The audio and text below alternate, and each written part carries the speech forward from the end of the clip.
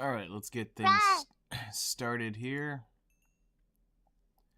Real quick, I just need to check on Black Desert. I cannot see 99%. Yeah. That's fine. Let's go 5 more hours. Well, no. 4. Yeah, 4 more hours.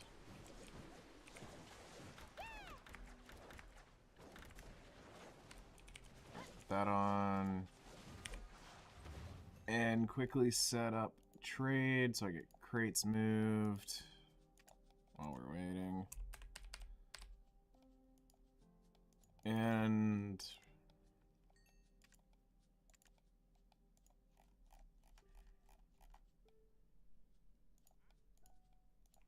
alright. Crates, go. Minimize the tray. There we go. Hello there, how's it going? Good morning. Alright. Let's go do my daily run, my farms, and then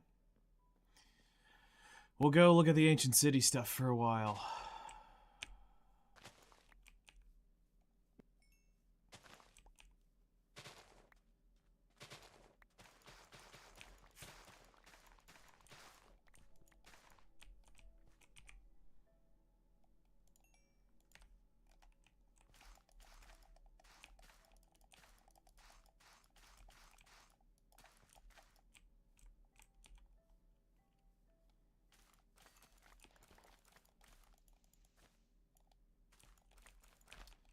Cleaning up the farms.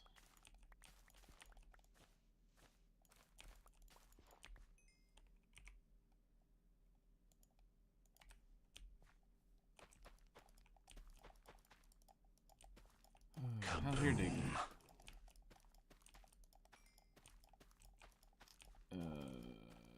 Did I sleep insomnia off? Let's go find out.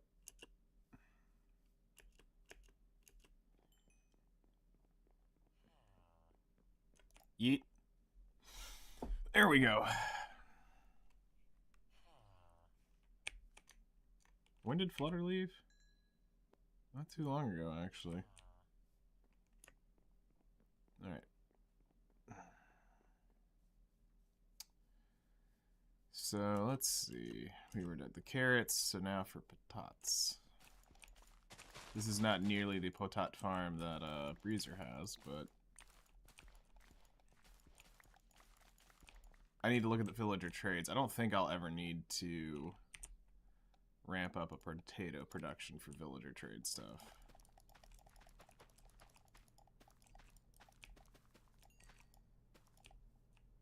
Because that's something we're going to look at today on... I'll need to bring up the list of the trades.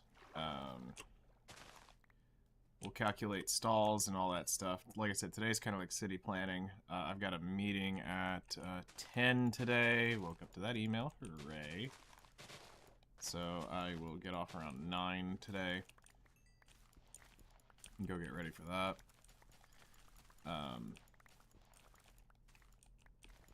So that should give us plenty of time to plan the city out for the most part. It's not like I hadn't built one of these before. The only thing we gotta do is check the rules and regulations for Java. Other than that, we're an expert.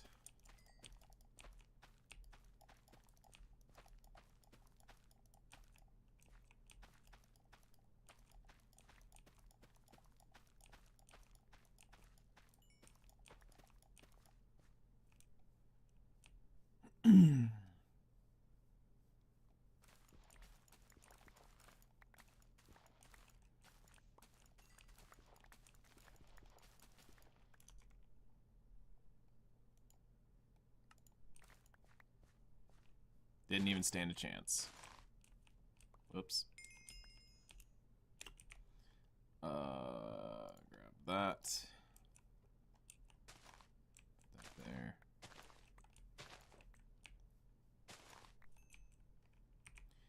Beetroot seeds.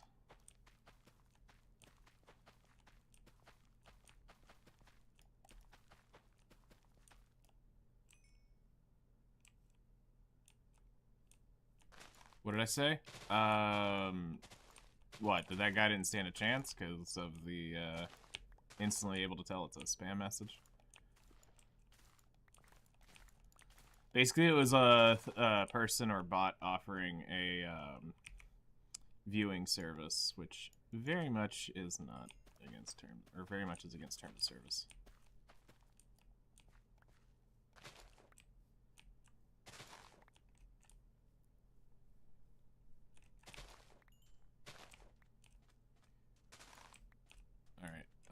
We'll go back here now, real quick, and finish that before we move forward.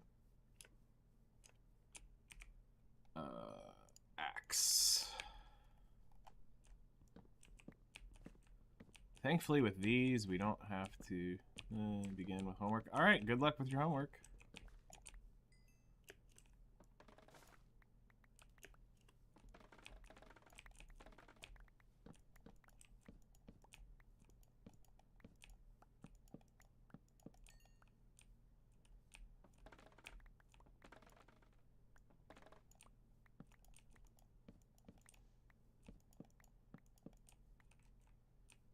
Just working on farms, cleaning all this stuff up.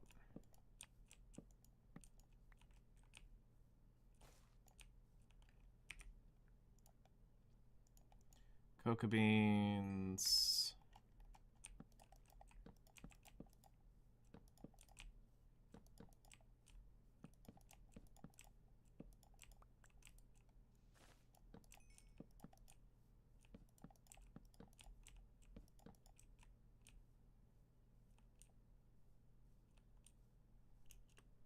All right, back to the pumpkins.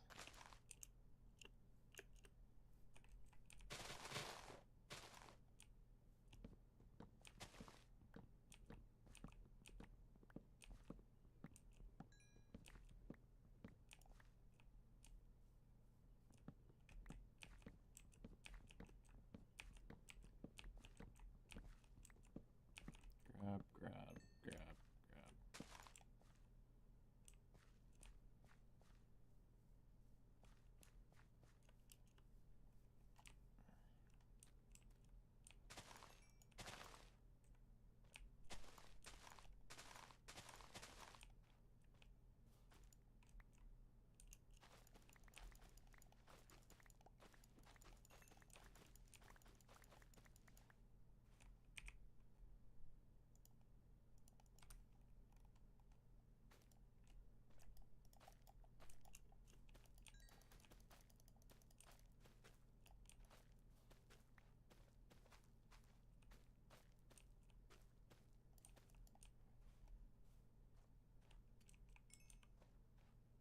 Alright. Well, that's been taken care of.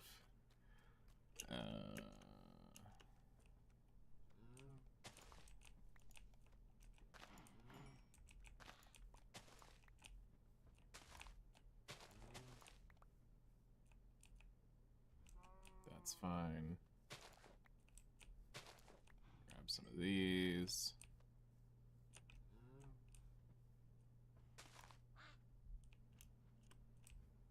Squack.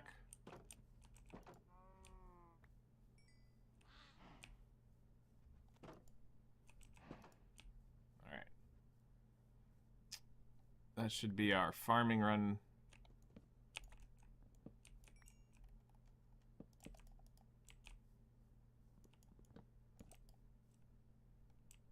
Yeah, that's our farming run. Let's go grab this. What's remaining?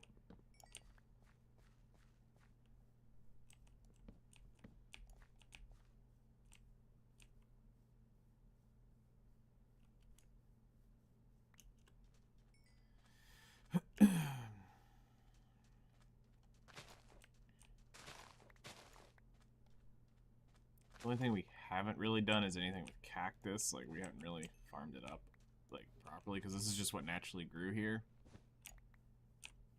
So we're getting it's not like a very efficient cactus farm.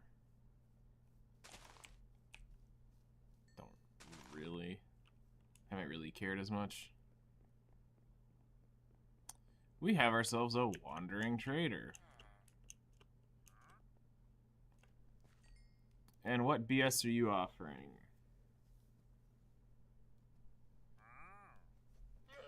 Nothing that we need.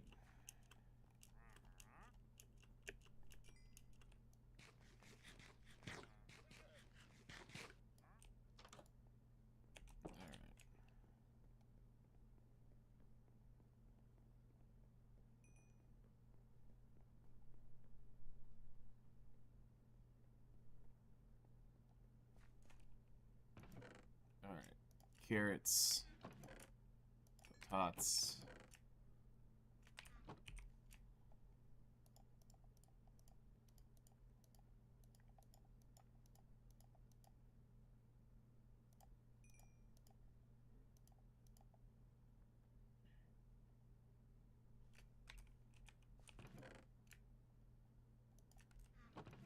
More potats, poisonous potats. More carrots. Wheat. Sugarcane. Sweet berry. Pumpkins.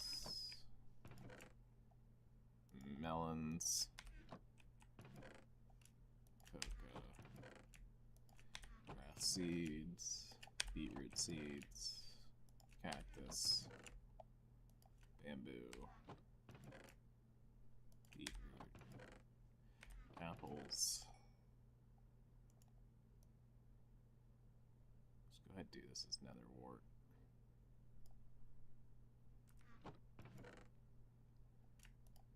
Mushrooms for now.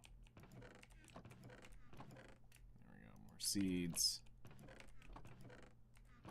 We'll do like mushrooms and glowberries. All right.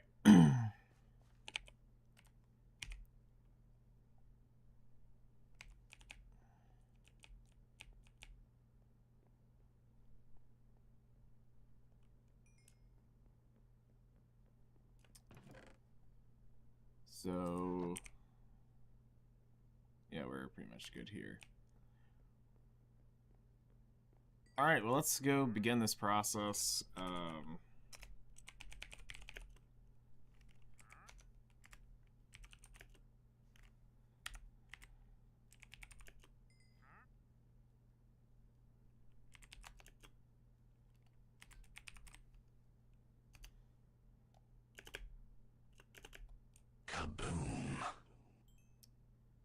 All right, down we go. So let's grab night vision, game mode, spectator. Straight down into the ancient city we go.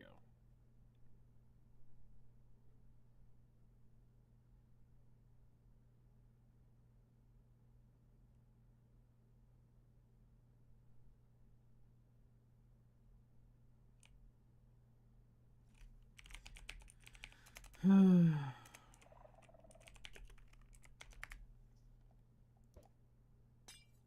right.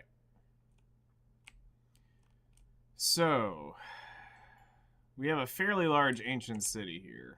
And the project that we're going to be doing is converting this to a actual restored city.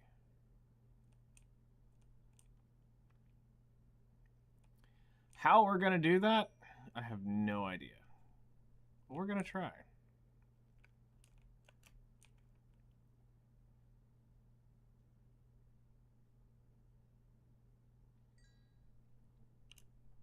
So we've got what looks to be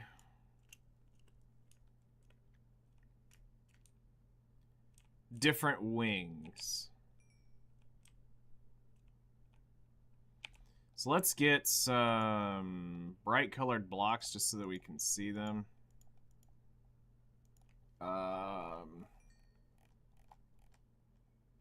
Grab my usual here, here, here, here, here. Put those up in here.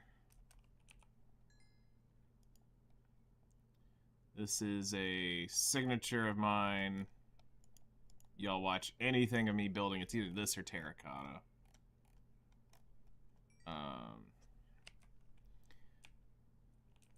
Oops, we already got that, so it's those. Alright, so we have this wing here that we can see. Let's go down a little bit further. So we have this wing that we know we can see. We have this wing we can see.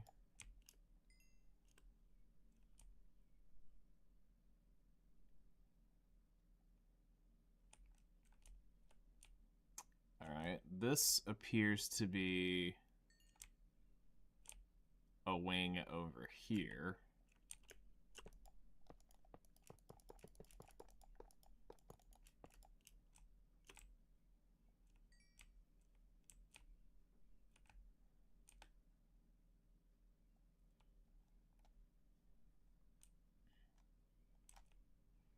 Okay, so we really do have 4 good, clean wings to this.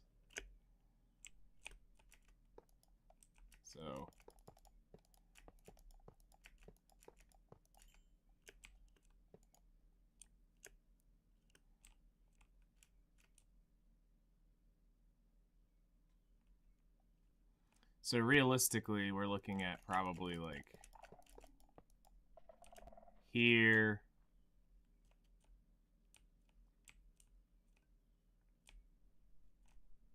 to maybe like here. Defines this wing.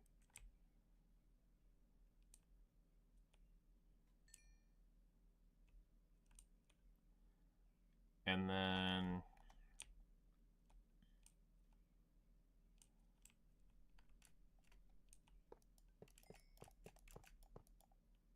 maybe somewhere in here to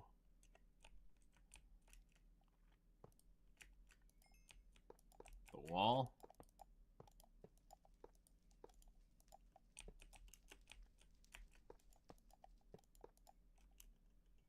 Gives us the red wing.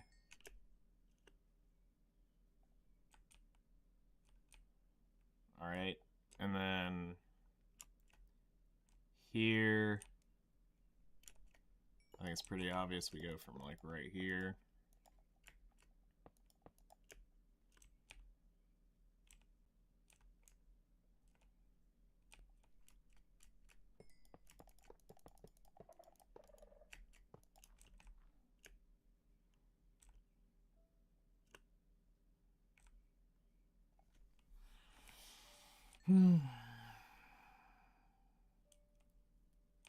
Yeah, that gives us that, and then gold wing or diamond wing would be here.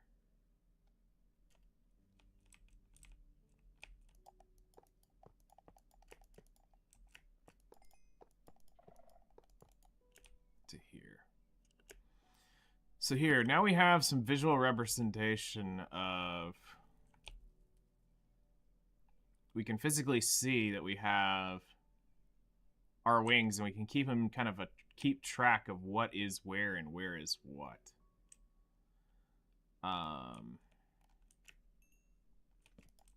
Just light them up so that they pop from a distance a little bit easier.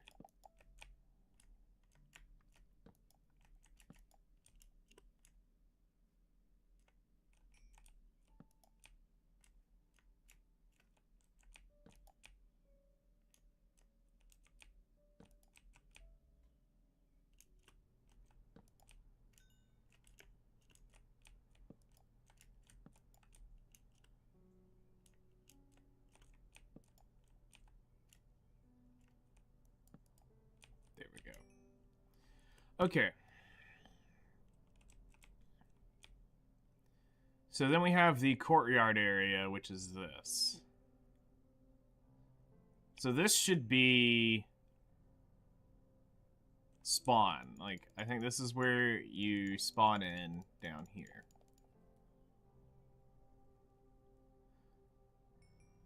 So let me get a sheet real quick of the villager trades, so we have access to that.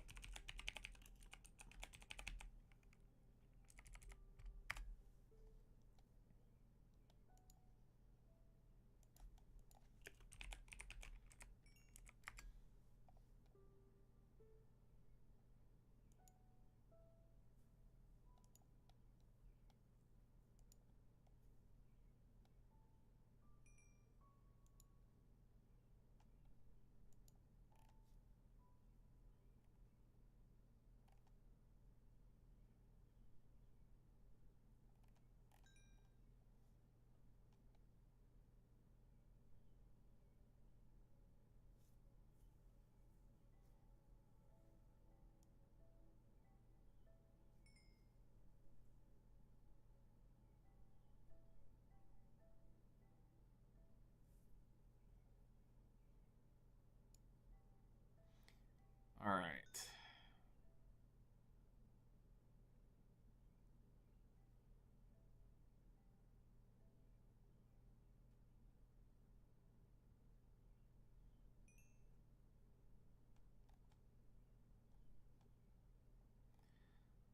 So it looks like we have 1, 2, 3, 4, 5, 6, 7, 8, 9, 10, 11, 12.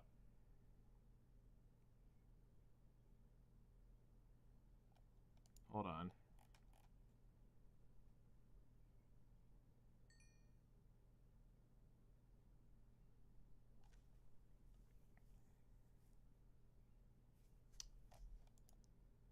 One, 2, 3, 4, 5, 6, 7, 8, 9, 10, 11. 11 with physical tools, but how do I get the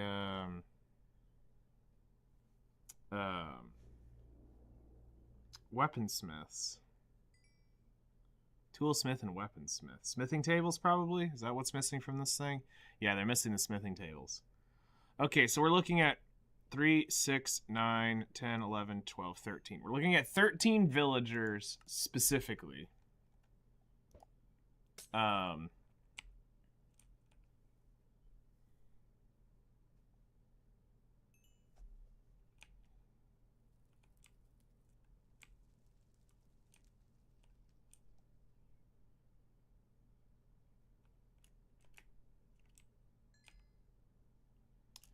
13 villagers with different types of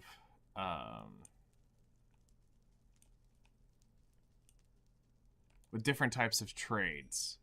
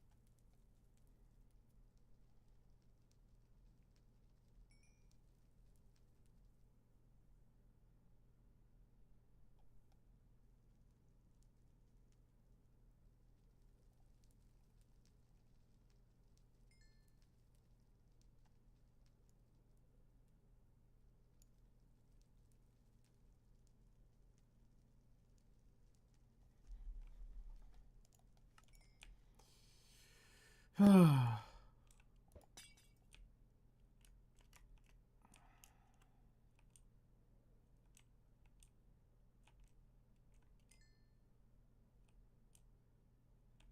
we really have this wing almost over here. Kind of counts as a wing, because this comes back over in here.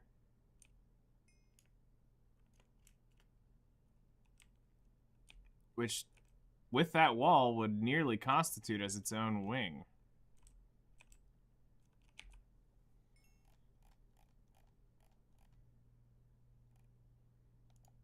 We'll use lapis here.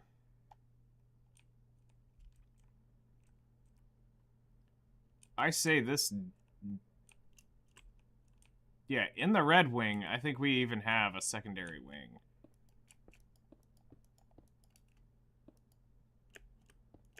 And what we'll do is, to make it pop, we'll do this. Alright. And then... like... we'll just stack them all.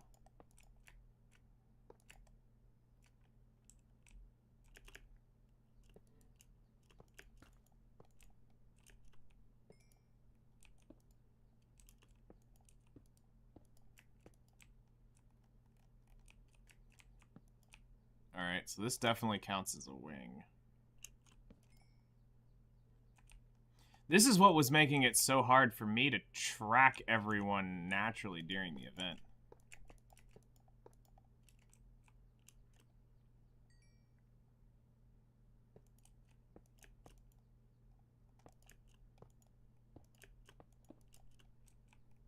It's because I was getting lost in here myself. Alright, so there's that wing off of the... because this is the entrance. Here.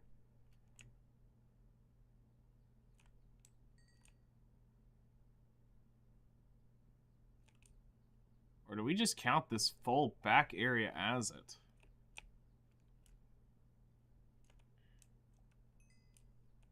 Because there's one over here, too. How is this done over here? Alright, this is pretty much tied in all together. Back here is one piece. We go into diamond. Okay, this is pretty much all together one piece as well.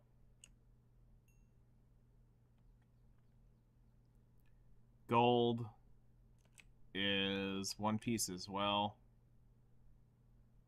So red's the only one that has the unique side-splitting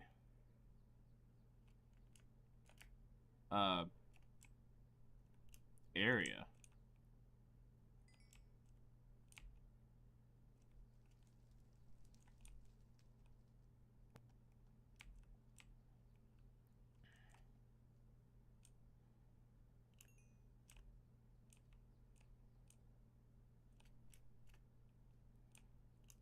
Alright, so let's try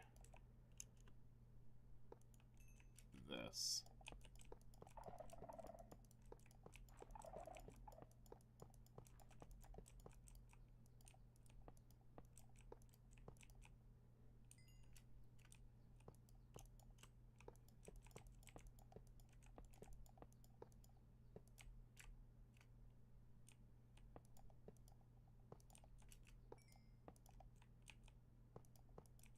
Let's get it off the wall now.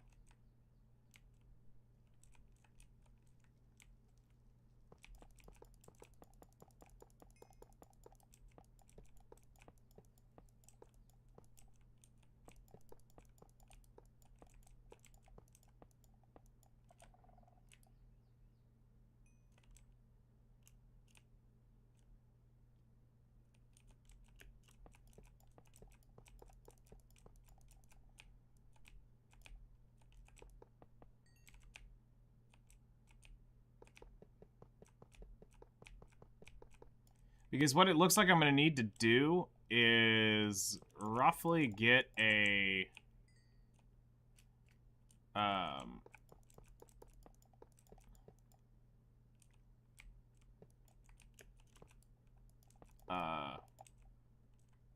spreadsheet set up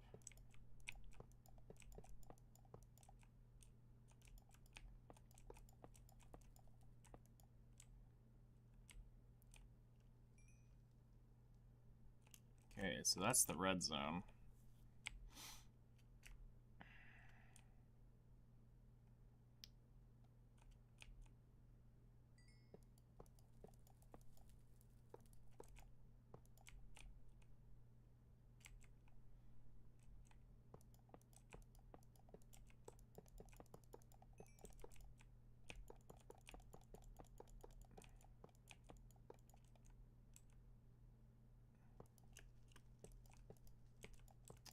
Because we're going to need to figure out how many villagers we're going to need down here. And this will be something that people probably won't enjoy, but they'll probably have to, depending on how many this is why I told people not to really invest into doing villager trade stuff, because we were about to do something semi-degenerate down here. Which people don't listen, but it's fine. They may have to kill their villagers when it's done, because this is going to put a massive, this is going to be a massive build.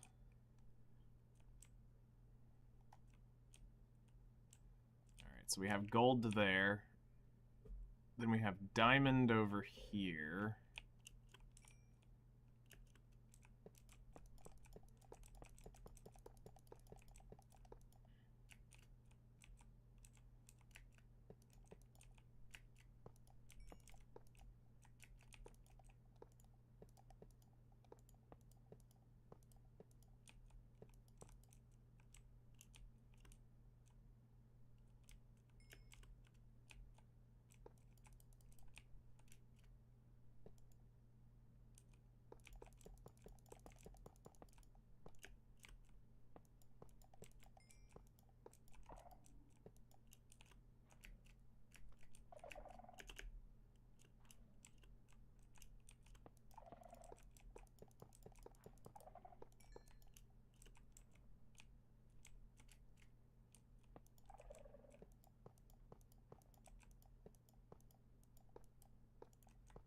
Okay. So we can see that fairly well. And now...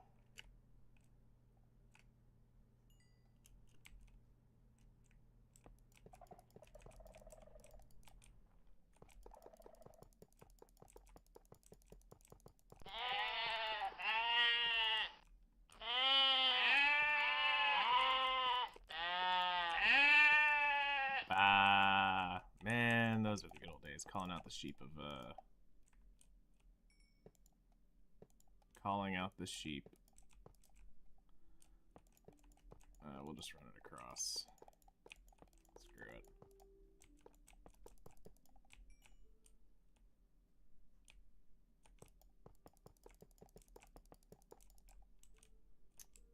Alright, so how do we want to do this here to get this? Basically, just we'll run it from here as a generic idea.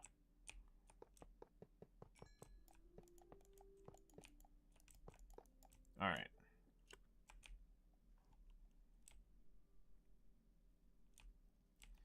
So everything inside here is the town, the village center. So we need to figure out how to get spawn down here.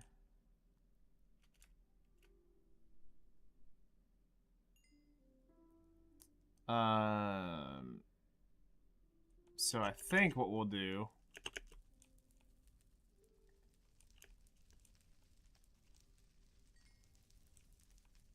is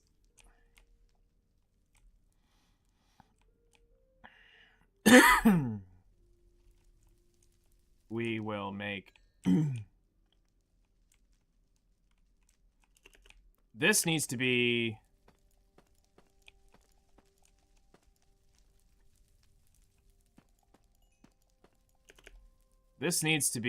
the entrance. So we've got, what is this? 1, 2, 3, 4, 5, 6, 7, 8, 9, 10, 11, 12, 13, 14, 15, 16, 17, 18, 19, 20, 21. 22?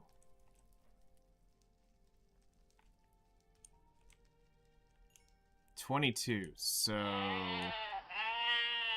it can't be directly in the middle unless what is down here? 1, 2, 3, 4, 5, 6, 7, 8, 9. No, we can. 1, 2, 3. So 1, 2, 3, 4. That 1, 2, 3, 4. Okay, there we go. So that's the center of the platform. So the portal isn't square. Or isn't divided on an odd number. Alright, so that means we will want that block to be spawn. So when you teleport down here, this will be the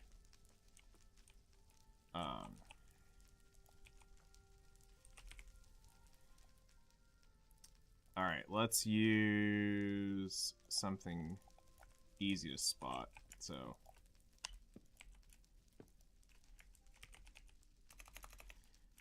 from city.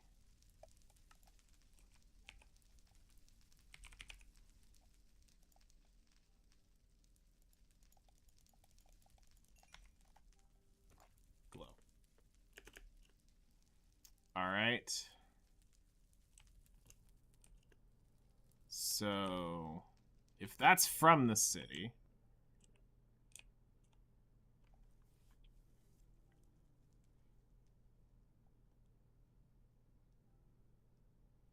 or what we could do,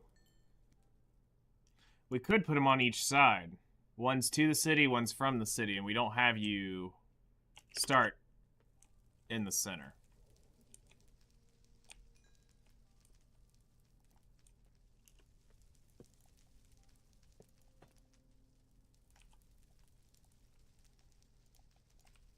We'll just put that there, though, as a marker.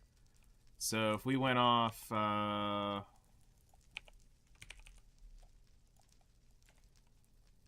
1, 2, 3, 4, 5, 6, 7, 8, 9, 10, 11.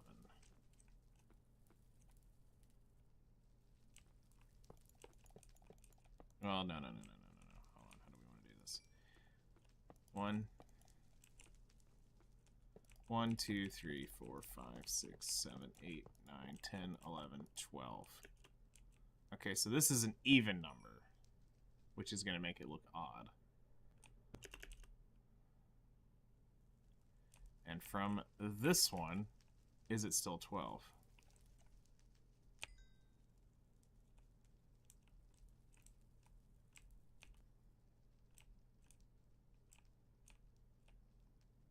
One, 2, 3, 4, 5, 6, 7, 8, 9, 10, 11, 12, 13, 14. No, it is not.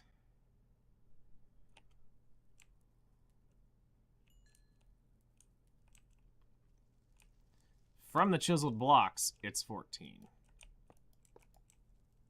Okay, so that is, so it's 14 by 14 over here. So if we came off 1, 2, 3, 4, 5, 6, 7, 8, 9. So if we put it here.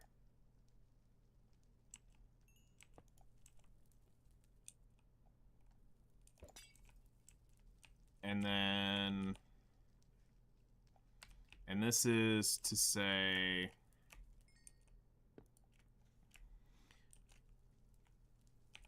return to city. All right. And then 1, 2, 3, 4, 5, 6, 7, 8, 9. And this was enter from city.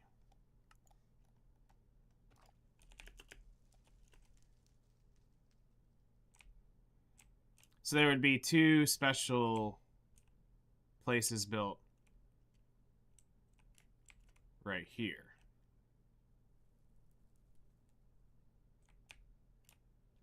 Alright, let's clean up my mess and see how this looks.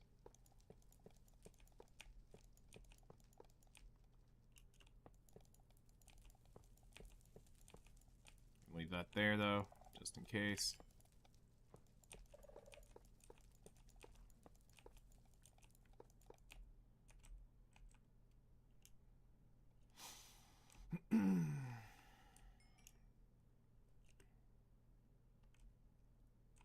So these would be the portals that take you to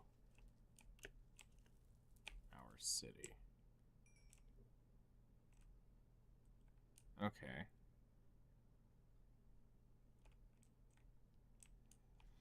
That could be interesting.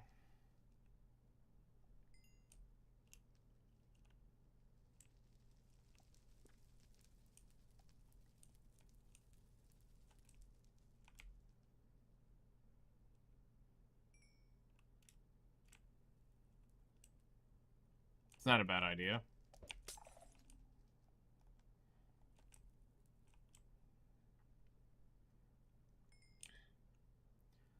Alright, so now we know roughly how we're getting up and down.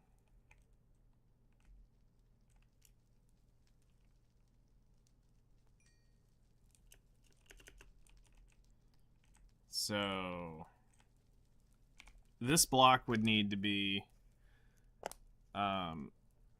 negative 1430 negative 43 slash 1631.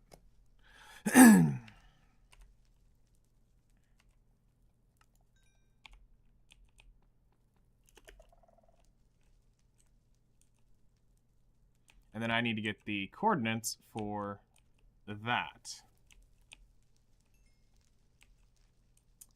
So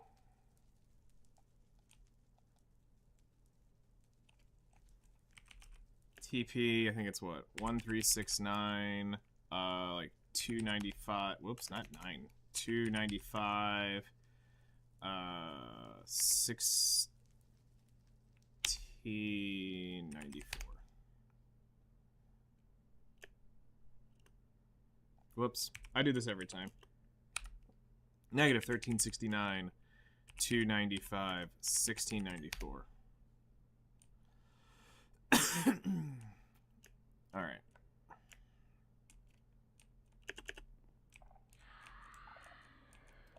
So we want to return you right here, which is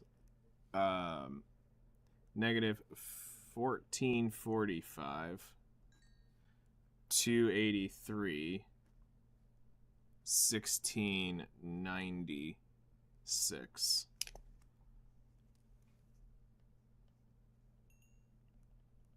Return 2. All right.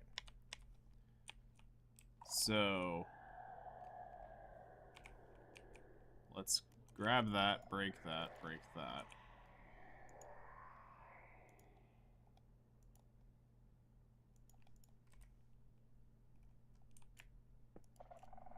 Command block. All right, slash TP, or let's see here, TP at current entity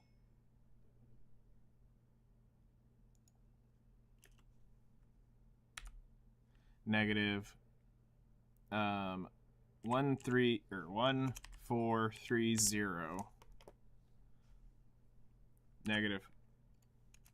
negative 43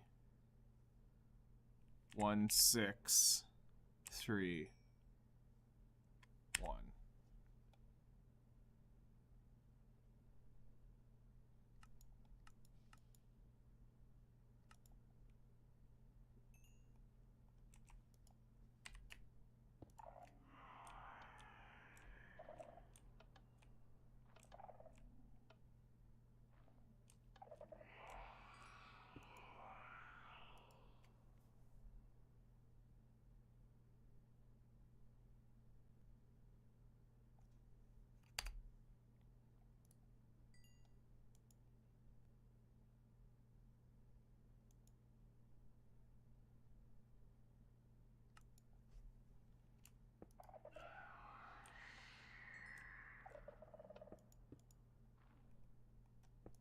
Hold on. Let's go make sure we get this right.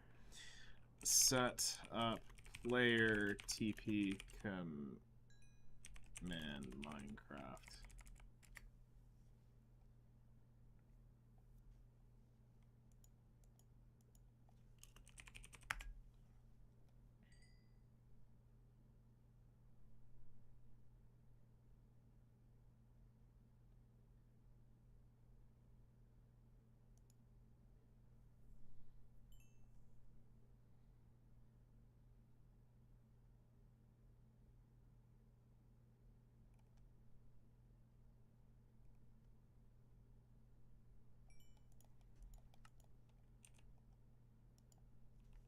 TP at P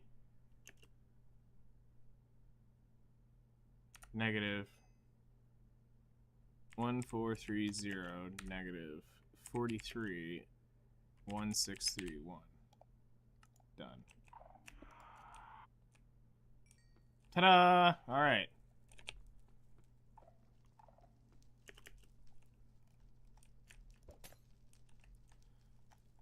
Now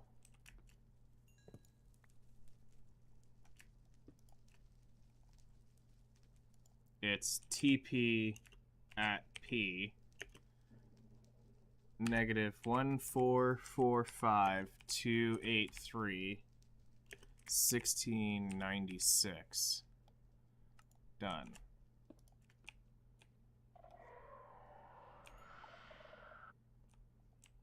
All right.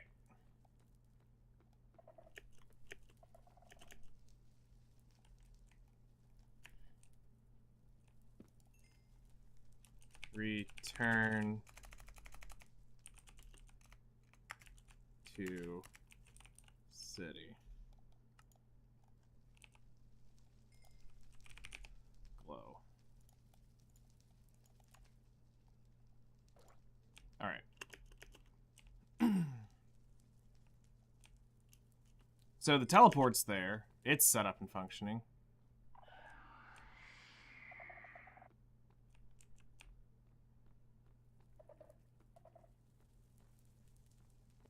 So we have that ability here. So if anybody does happen to get hung up, they're not going to...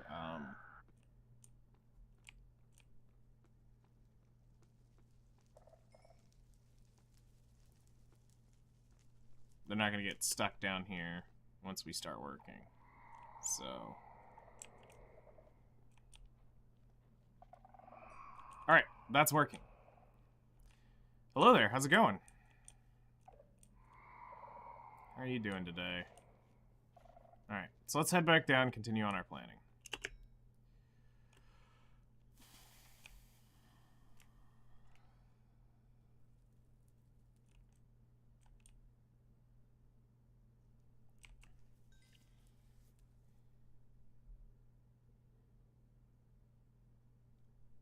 This is daunting, not gonna lie. This thing's almost big enough, I could put a villager breeder down here for a while.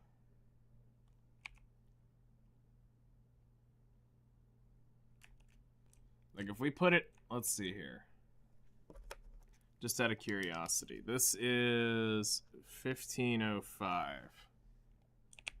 To the other end of this...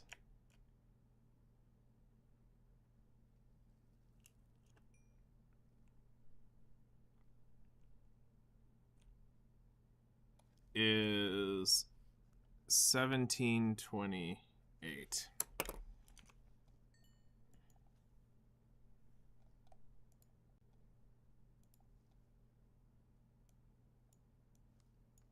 Alright, so it was 1728 minus 1505. So we have 223 blocks minus 175. I have a 48 block give or take I can use down here if I really wanted to slam a villager breeder in left to right. Now the issue is going to come into if we want to... Where is that opening hall we had? So it's probably this way. So this was the opening cavern over here.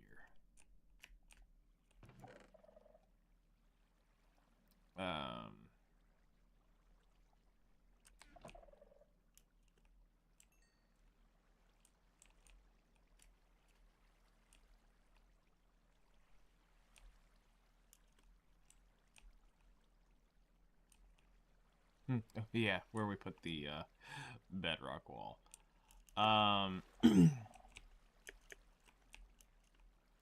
Alright, so let's say from... Oh, you know what? From right here, at the bedrock wall. How far do we have over here?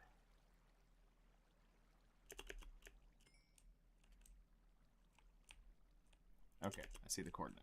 Alright, so we're at 1562. And this is gonna go...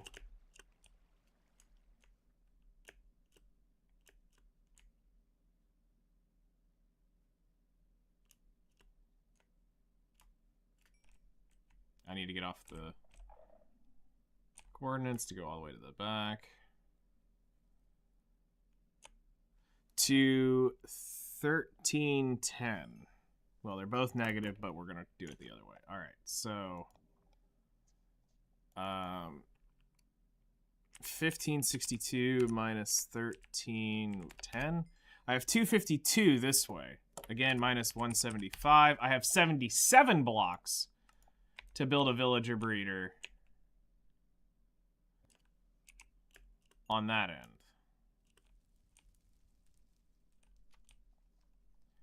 So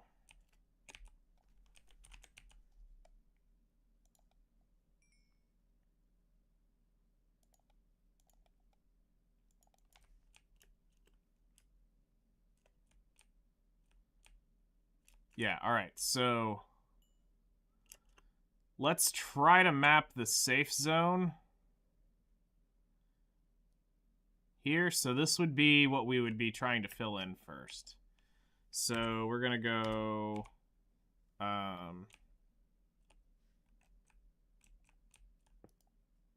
right here at 1310.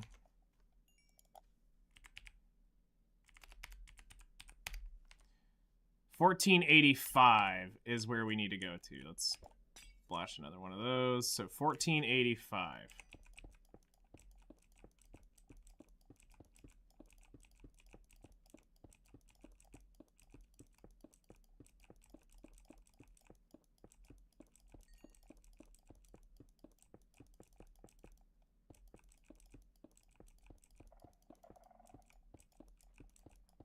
So this is telling you what you can build from here.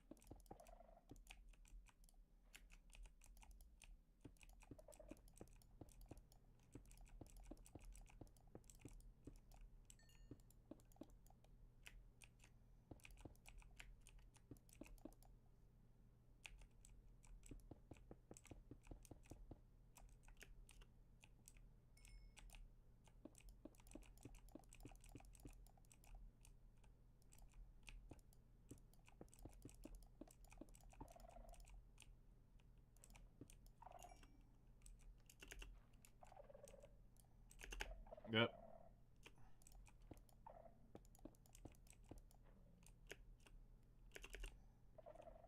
One more. Okay. So if I had the villager breeder here, this...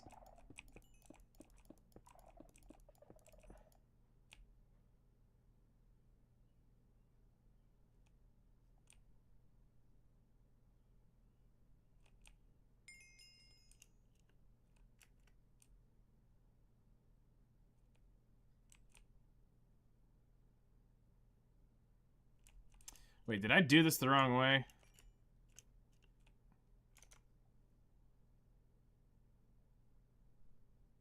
Theoretically, I did. Okay. So if the villager breeder was on the other side of the wall...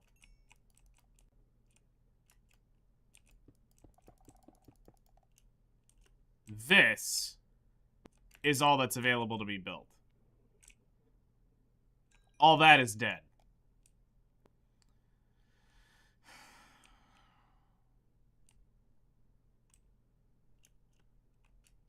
That is 3/4 of this thing. Alright. So the villager breeder is going to need to be somewhere else.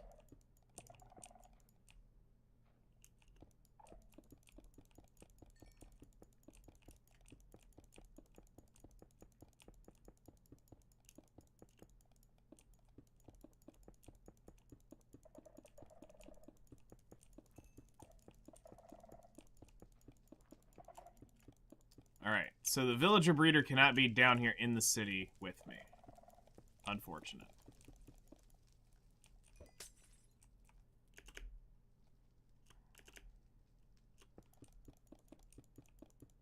Because at this point, I would have to go 175 blocks outside any one of the 4 walls, and we'd have to build it there. So you hear a lot of YouTubers and stuff saying,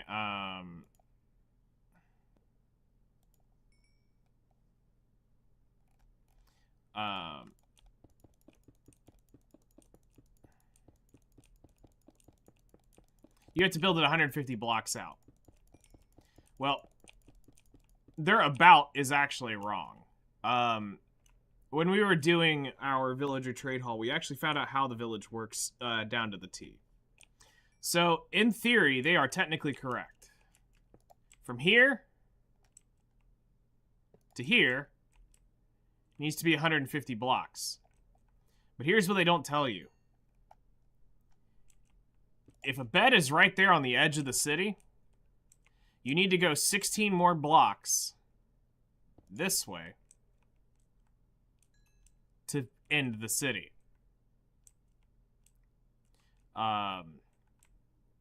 So you need to go outside a 175 block radius to be safe from your last known bed. Which, for us, the last known bed could be up here near one of these walls. So somewhere in here, in one of these structures, could be the final bed. So you need to go 175 that way, 175 that way, or any one of the directions you want to pick. It needs to be that. Because I got into an absolute bloody nightmare when I made mine. Where they kept sinking to the beds because they were in range, just in range enough they could link up to the bed. So you need them out of here. So we are at negative 43. So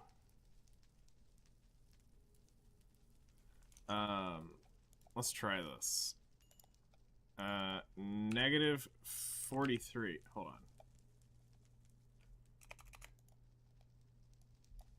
Negative 43 plus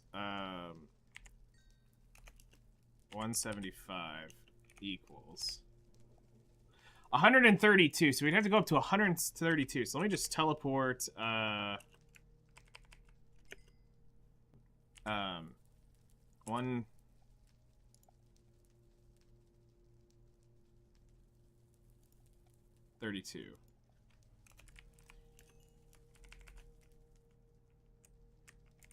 Does that not work? Okay, so TP negative 1 3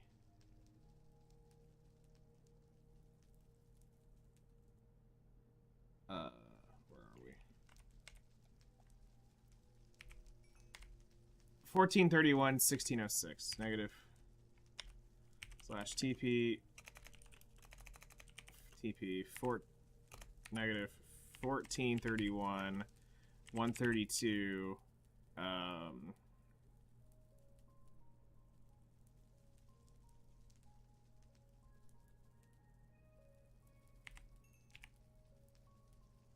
I'm just gonna go up right above 1694. So I would have to have it suspended at minimum above this. Which this is right in Flutter City.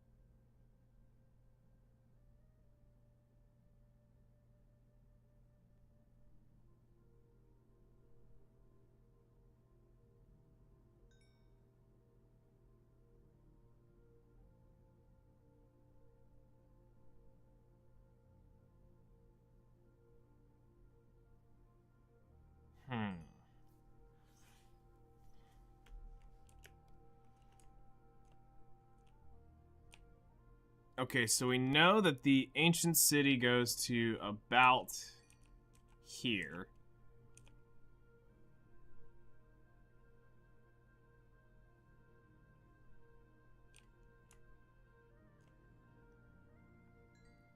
And it runs to...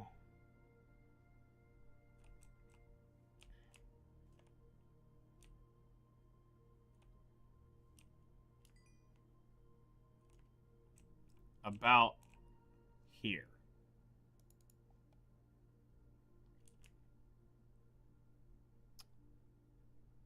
And then we've got this over here.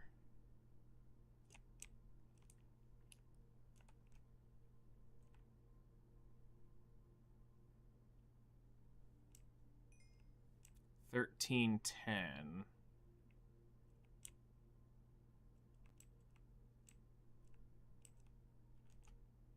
Means it ends right around here as the bottom of the wall.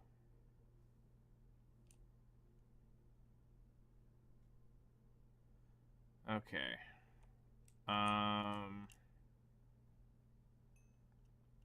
Which this is getting over here in Chloe and Wifey's base.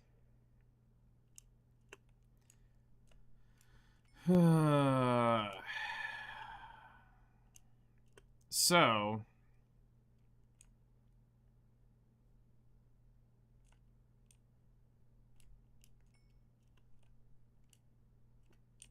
we have to be careful because of the ice biome, because we need the water to not freeze.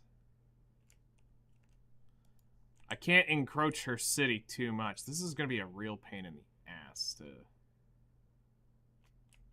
find a spot to drop this. Rosie's base is right there. Why did everyone have to build right on top of Spawn's nuts?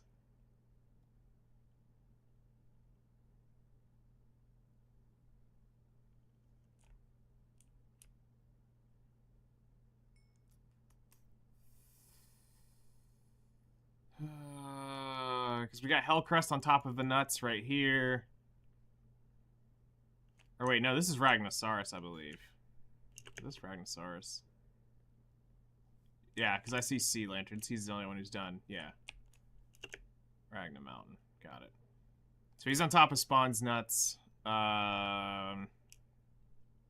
Chloe's on top of the nuts. And nope, and Rosie.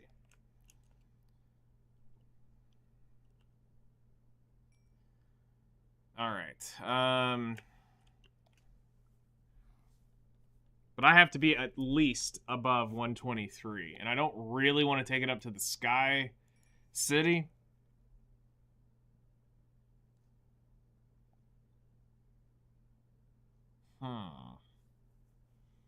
We can't go below.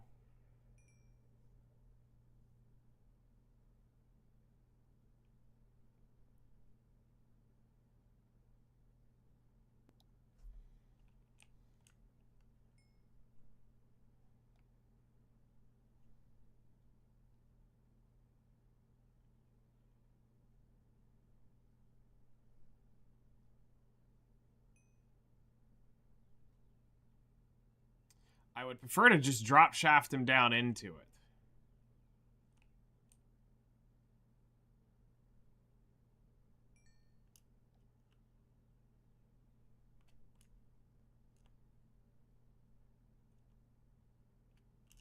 The hell is this? Oh, it's somebody's llama?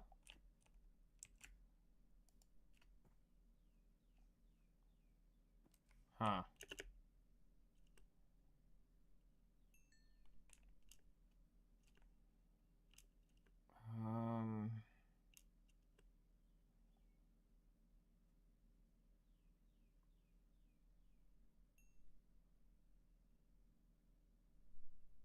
Darn, this is making things complicated.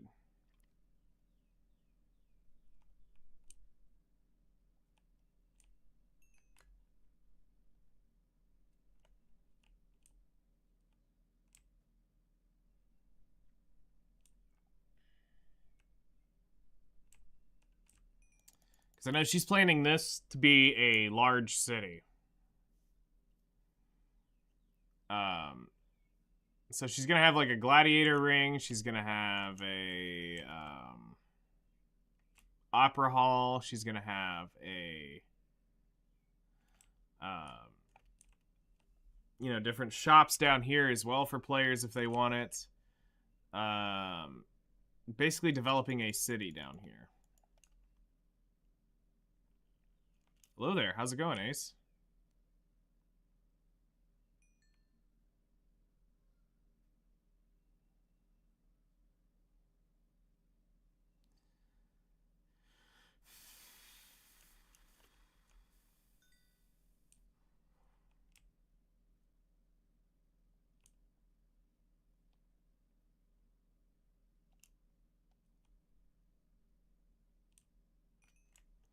All right, I'm gonna go.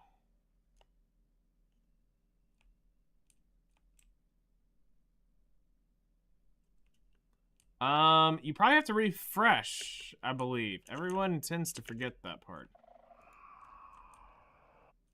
But anyway, thank you for the sub, man. I always appreciate that. Splash. I greatly, greatly, greatly appreciate the support you have put here. Yeah, click share. There you go.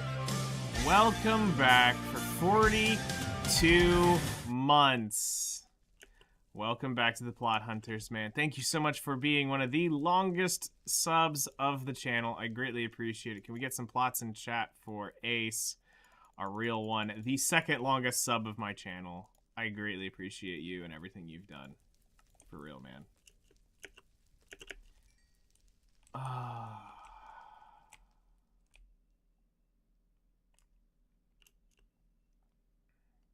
Alright, let's get our XYZs here. So... Alright, so we do know... Let's get what our knowns are.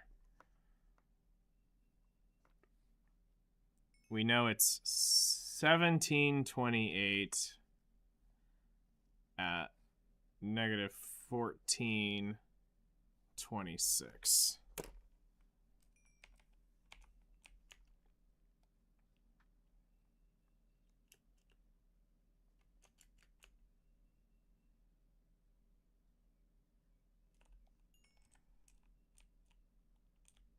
We know it's negative 1311.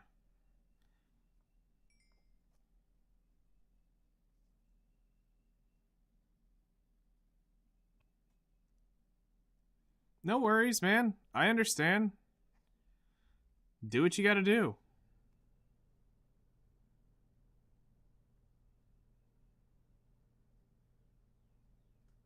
Seriously, man. I completely understand. 1623.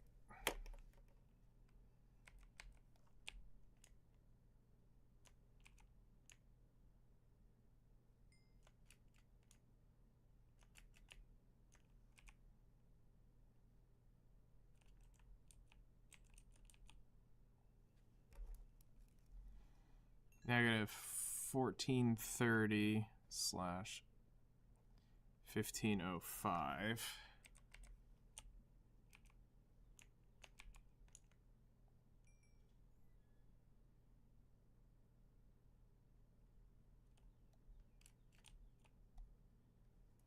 And then negative 1536 by 1585.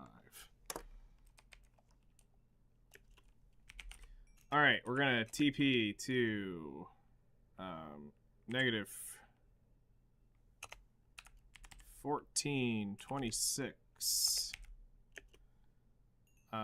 See here. Let's do 145, 1728.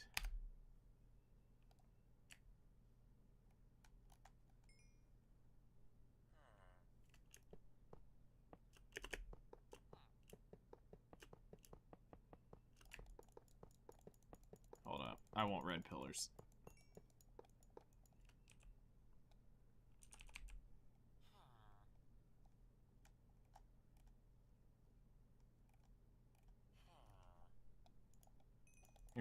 Get this bright block.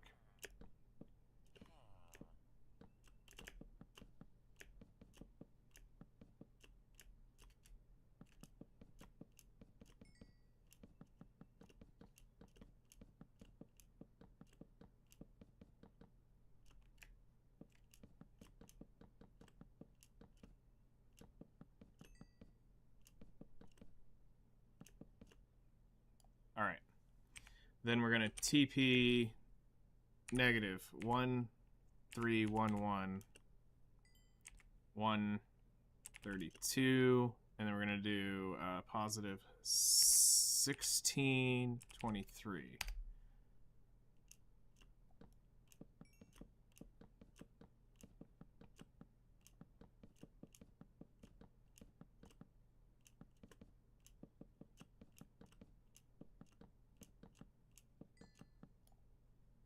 All right, TP negative 1, 4, 3, 0, 120, 132.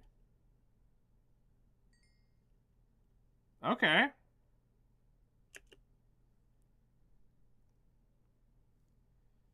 Uh, 1505.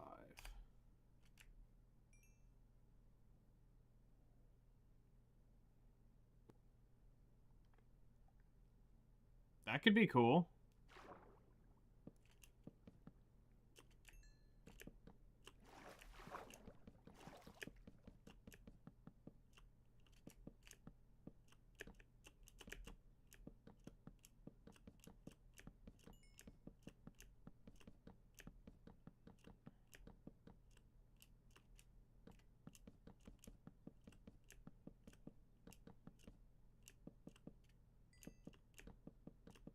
So what we're doing here is we are placing these blocks here to see roughly where the ancient city sits in the overworld. We'll go back and remove all this in just a second. And then TP 1536, 123, 1585.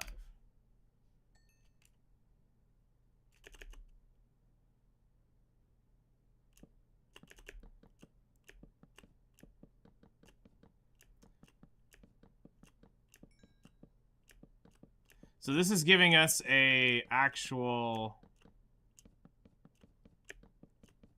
idea of how much ground this thing's really covering, because I gotta find where I'm gonna put the villager breeder. In order to do that, I need to know who is what and where is what on the surface. So we'll go in and remove all of these before people complain too much, but we need to have a general outline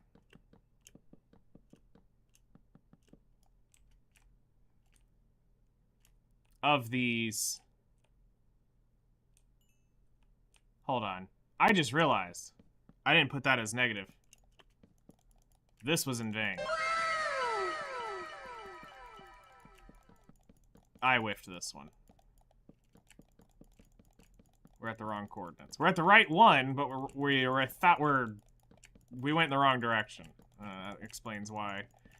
I was like, this doesn't look like Rosie's Beach. But that's where I kind of thought I was, and I just realized I was on the positive, not the negative.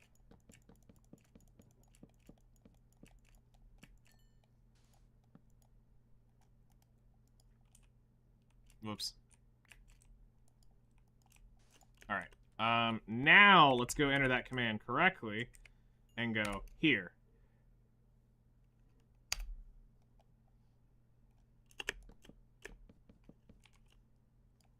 Now we have the ancient city proper.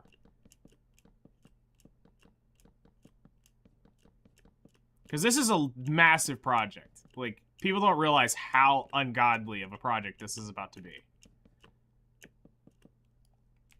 Alright. So we can see the walls of it here.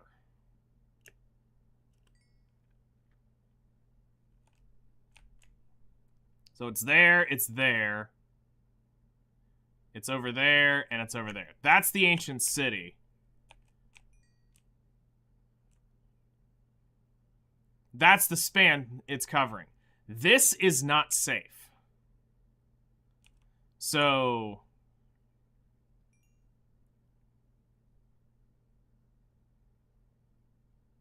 We have to have a villager breeder out from any one of these 4 walls. These 4 pillars. It needs to be... I have too many ideas. I'm trying to get the side business going first. Yeah, because you've got the lawn care business going.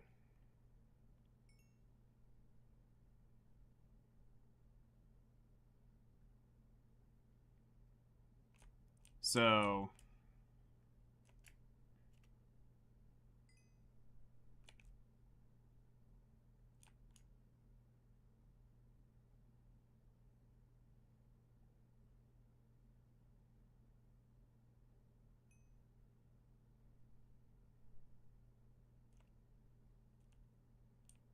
But going as a stretch, I mean, that's fair. Okay, so this is definitely longer than it is higher. I'm going to do something for a moment. I'm going to turn my render distance up so we can see this a little bit better. Render distance 10 chunks. We're going to take it up to 20 chunks. Done. So there, now we can see the full thing rendering in right now.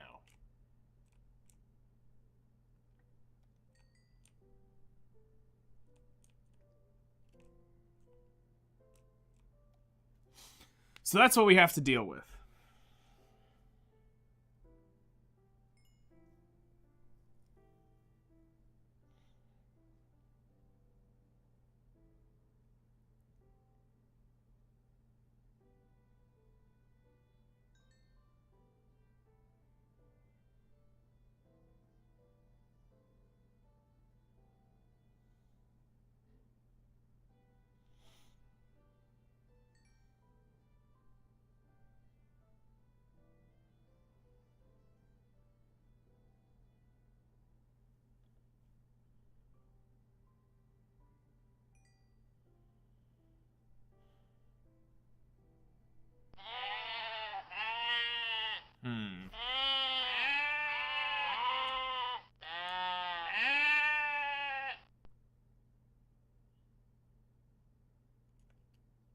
You should have your business license now? Nice.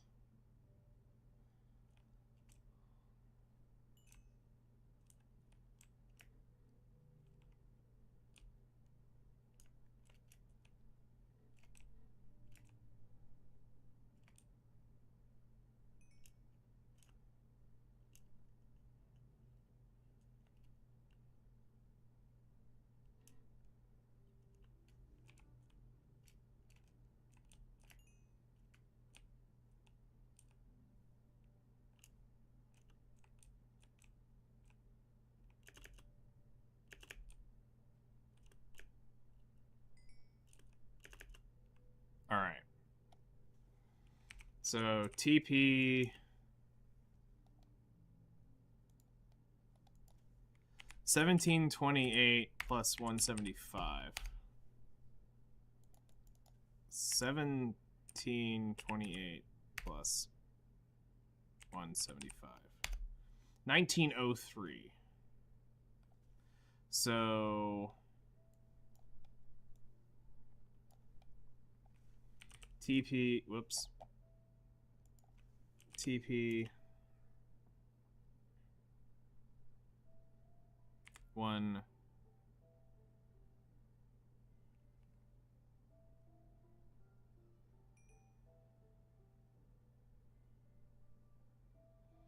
426 185 1720 or well, now it's 1903. Whoops, there's double TP in that command. It's not going to work.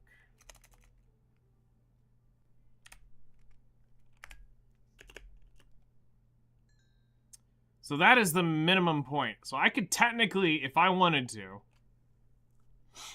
I could build it right behind this mountain.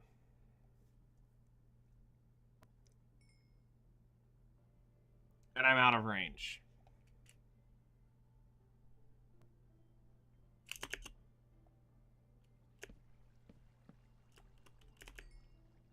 Okay. So I'm out of range there.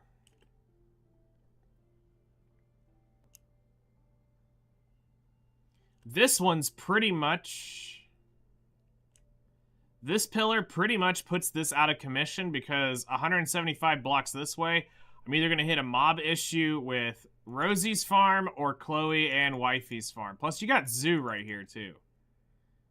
Like I said, there's so many people here at spawn. You've got this mob farm right here. So, if I was to drop it 175 blocks out this way, you've got all this entity count that I don't want to deal with. So, this pillar is off the marker. Now we go over here from this one.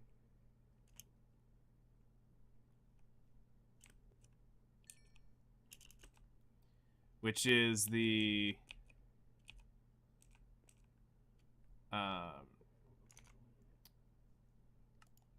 let's see here. This is the 1429 one. Alright, 1430. So this needs to be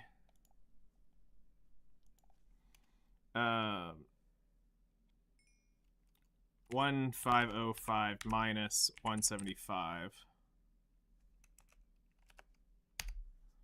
is negative 245 this way.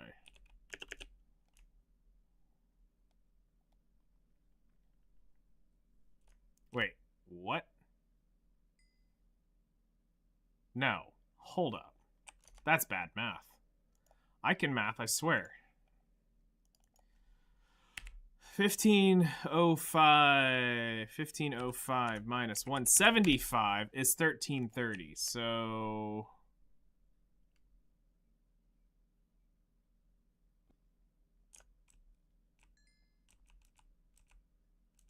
yeah, we're in Ragnasaurus's mountain. We're not even over here in the plains.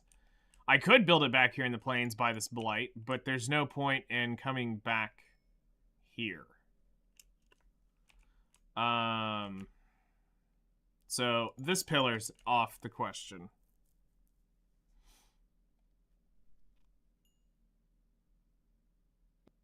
So this one's out. And then the obvious is this one. But 135 blocks this way goes into the frickin' map chunk of Chloe and Wifey's base, so we can't go over here. Because that would be roughly right around in here. And there's already... we needed to give them as much space as possible.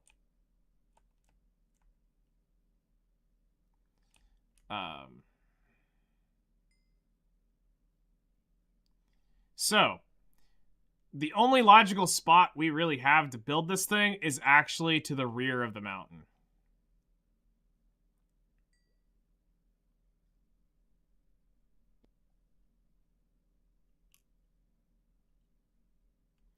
So, if I'm going to build a villager breeder anywhere up here on the surface, which at this point it needs to be, or I have to literally tunnel down there, which I could, to keep it, you know, all compartmentalized. I need to be...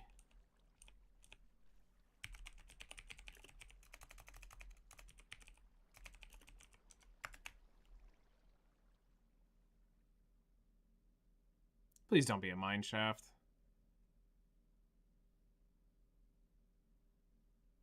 We would have to tunnel a village breeder down here.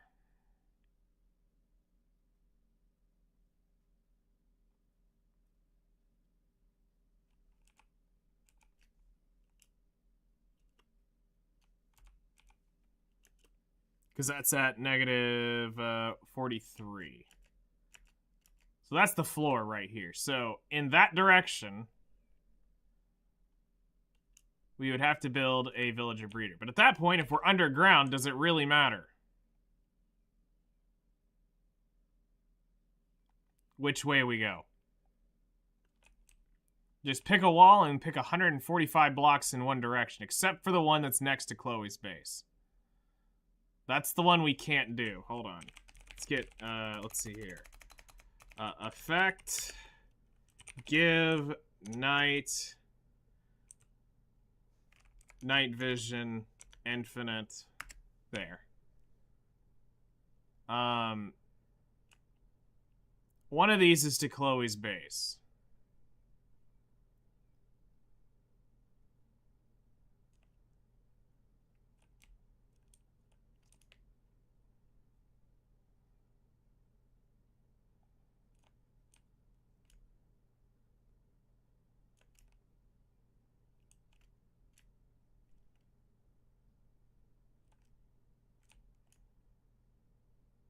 Somewhere around here, we'll see that tunnel.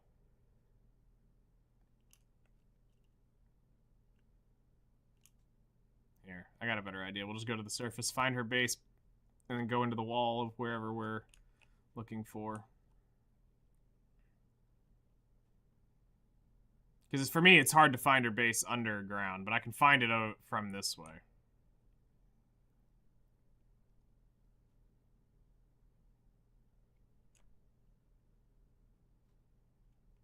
Okay, going over here.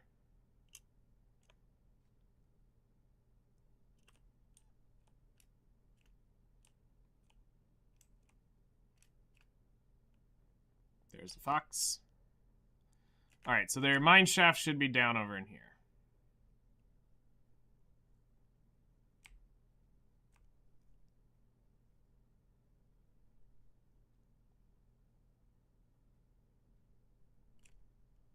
Just looking for the strip mines at this point.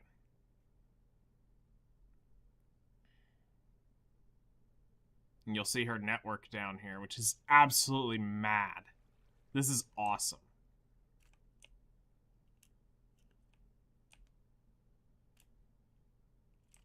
Where are they? Looking for...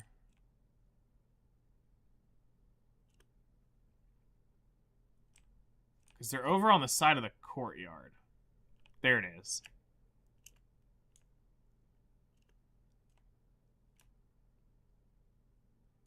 So it's this shaft here. This wall we cannot use. Okay. So, game mode, creative, sign to Chloe and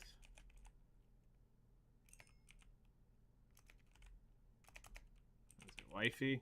How does she do it? Find the name. Deep deep deep deep deep deep deep deep deep deep Astro Circus. Disable. Screw it. To be AIFY. To be A. Wifey. To Chloe and wifey. Got it. Alright. So we cannot use this wall. So any of the other 3 walls, so we can't go down diamond, is what it comes down to.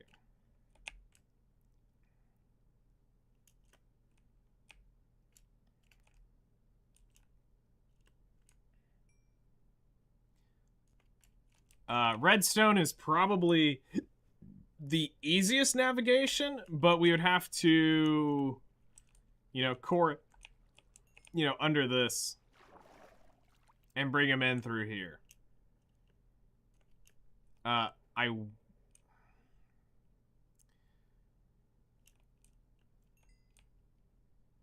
was hoping to keep it under spawn so that they would keep generating, but then I realized that also would get out of hand.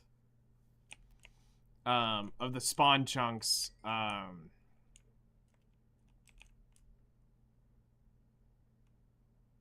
so it's probably better that it's not directly under spawn. So we could build a railway that way and just keep it down here.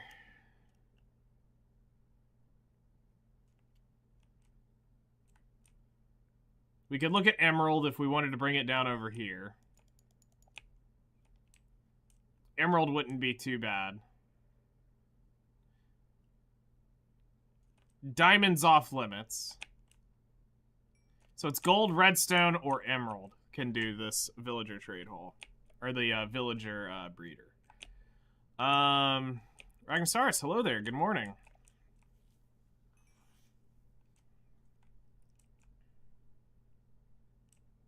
Time to start the grind. Time to start the grind.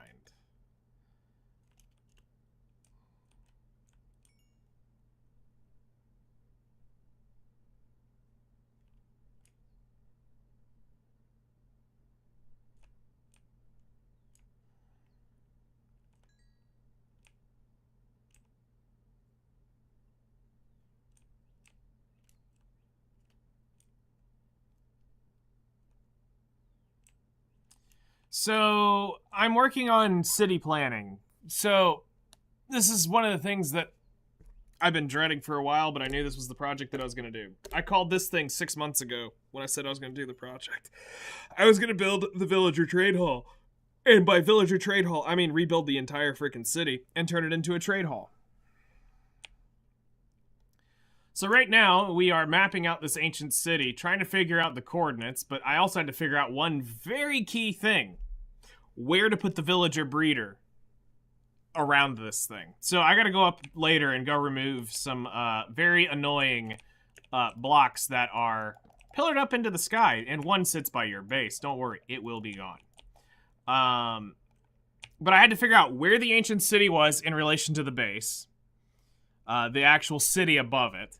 I had to figure out what is 175 blocks in each direction outside of the ancient city, who, what, was where, so that I could figure out villager breeding issues. So when I do this, wherever I place this, there's a 175 block ring that is literally unable to be touched. I wouldn't even say ring. 175 block square around this thing people cannot build. They cannot do anything villager related around it, or it will screw up the breeder. Because I've got to breed up probably 200 villagers. So this is why we were telling people early on, do not start village breeding on any shape, form, or another, because we knew this was going to be a larger project. Because we're going to need some of those entities killed down, because we're about to fluctuate 200 into the server. Roughly. Because if mine was 175, this is going to be larger than the one or 153, I think is what mine was. On my bedrock world, which actually... Flutter said you could launch both Minecrafts. So let me launch my normal Minecraft and see if it works.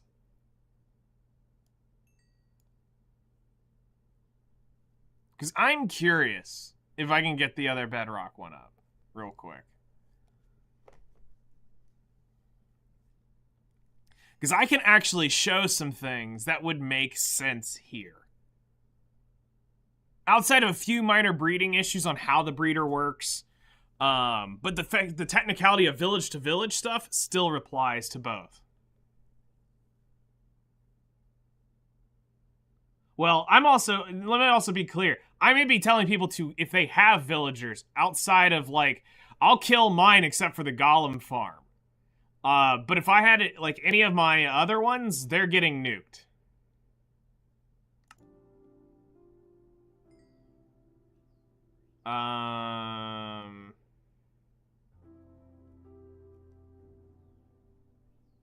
Let's just jump into this, because this is bedrock. Because, like, I'll kill off... I think I got 2 extras at my base that I can kill.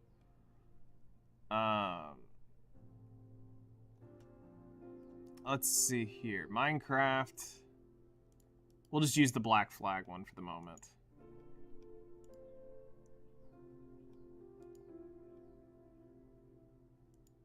Close.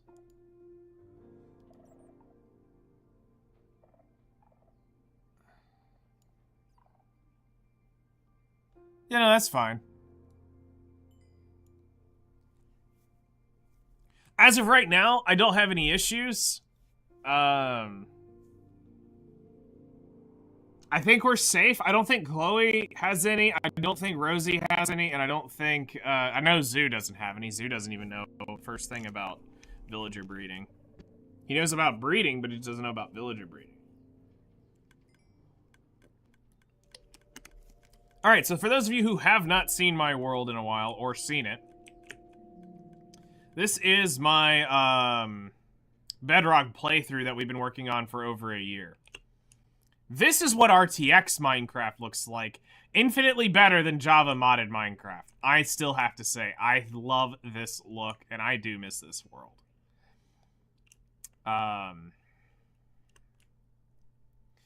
Alright, so let's head over here real quick, and I'll talk to you about, the villager thing. So, this is the project of the villager trade hall that I built. This has got 100, and when it's fully completed and constructed, it's 153 stalls in total. Not jail cells, stalls. These people get paid a very fine wage to work here. They are very rich.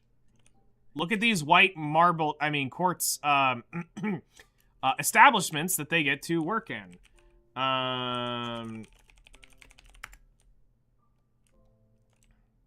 So, when we were doing village testing and stuff like that, this got just absolutely borked a couple times. So, essentially what I have done... Are you going to zombify them? No, because I'm not going to make them one, I'm not going to make them one emerald. That is, we are not going to break the economy, and I do not want anybody doing that to them. Because we're about to have an influx, so much emeralds influxed into the world because of this, that breaks the game. You got to do this real and raw.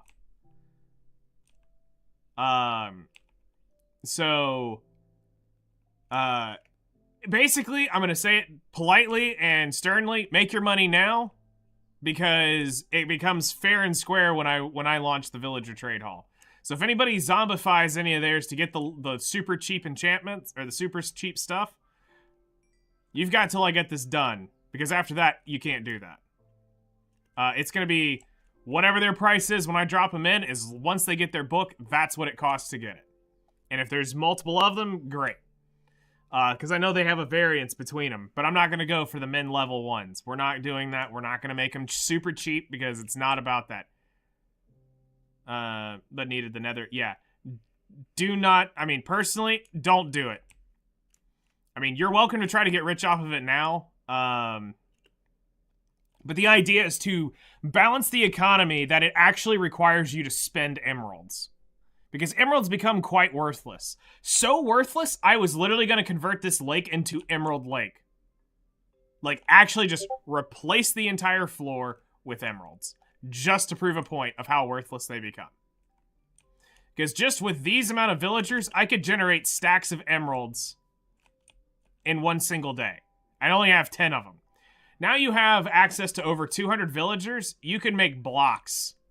You can make a full, beacon off of emerald blocks in 5 minutes. So that's why I at least want this crap to cost something, so that if you do want to buy a book, it's like 25, 30 emeralds or whatever. Like, say my, the mending book I have, 14 emeralds. Sure, could I zombify him and get him down to cheap? 100%. Is that worth it? No. Because we want to keep the economy up. But if I land that, I think it's 12 is the cheapest that can roll. Cool, there's a cheap one for 12. But it doesn't mean that the next one rolls 34 when I drop the next lectern. Who knows? Will I try to get specific enchantments on them? Some of them, yes. Some of them, no. It's just about leveling them up, is what it really comes down to. So yeah. About this is, something to note is the bedding here. So, the bedding underneath the trade hall right here. These guys have beds. Currently, I needed to be 175 blocks from that dirt block you see over there at the end. But you had to calculate it from the dirt bed, which would be this block right here on the side of the redstone. So from that quartz block, or the redstone block this way, you had to be 175 emeralds, or 175 blocks this way, which is that torch line right there. Or actually, that is the 150. I then put another buffer of 25, and this was as far as I had to get them. This used to hold the villagers so that I could get them out of the range of the village trade hall, so that they had to do it. That's what I was trying to set up right now, is getting this set up so that I can get a consistent villager breeding system, because I'm about to influx a lot of a lot of villagers into the game.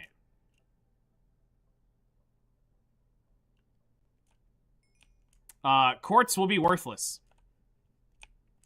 Quartz is going to be worthless for the amount of masons we're going to have.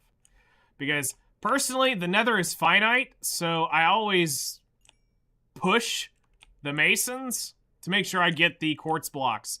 And the one that's more valuable is we have to try to get, which is a pain in the butt to level them. You have to level those master masons to try to get that smooth quartz block, or the normal quartz block, which is such a pain. I will literally have a row of probably 20 of those guys. Just normal quartz, and then another 10 probably of the pillars. Pillars people don't tend to use as much, so where the quartz block can be turned into the brick block and the smooth block, I'll probably have about 20-25 of those guys. Where quartz are going to benefit is through redstone stuff. You'll still need the actual quartz, raw quartz stuff for that.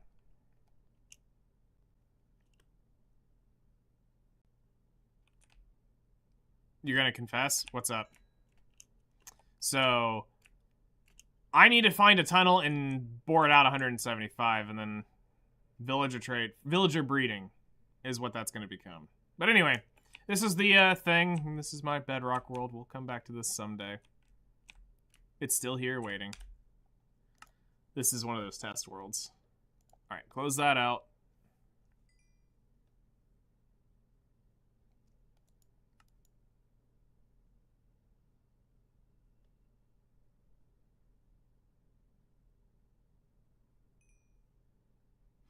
The strange tunnel near spawn. Yeah, there's one of them. I know Narama did one.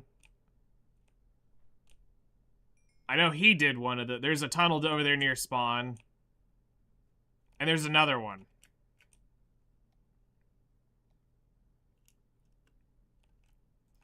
Okay, so... I just need an easy path. Is what we're gonna do to get him in here. Diamonds off limits. As long as I have a straight shot in, I don't think I care.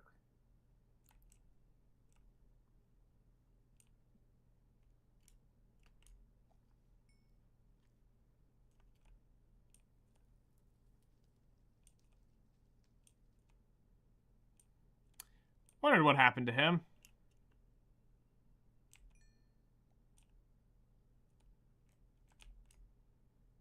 Figured he died. Alright, you know what? We're gonna rail them over anyway.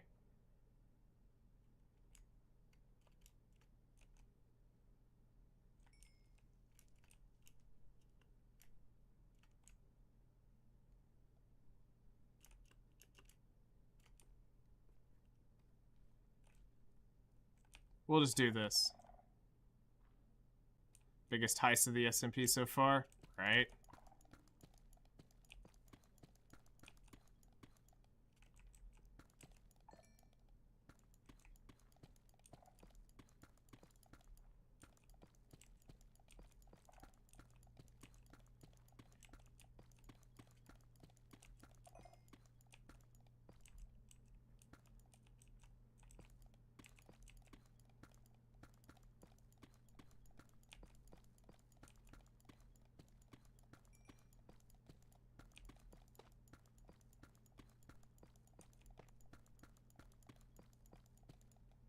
So the rule is I need to make it 175. Let's see here. Redstone block.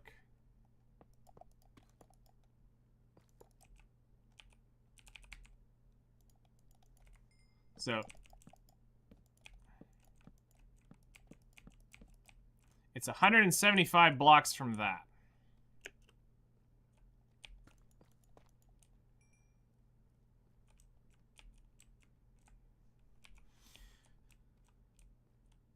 So this is 128, 129. So 128.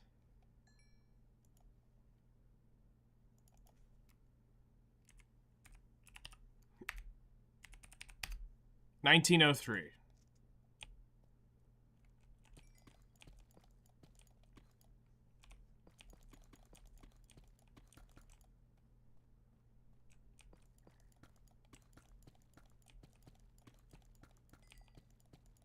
You know, I should probably just mine this, honestly, myself. I have the backpack space to do this, and I could get a little bit of deep slate doing it.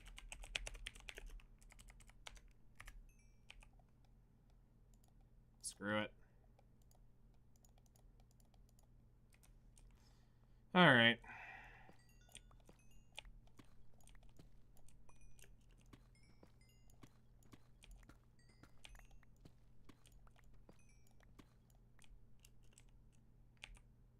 Just need the deep slate block.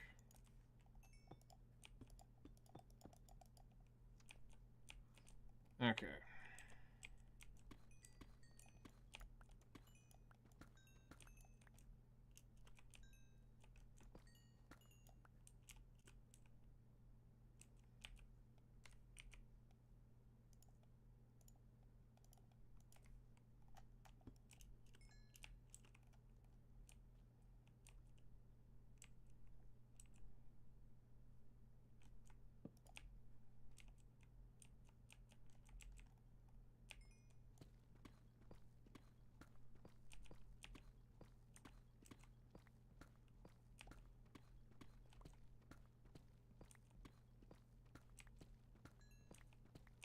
You know, it's faster for me to do it. Let's just do it this way. It's not gonna kill me.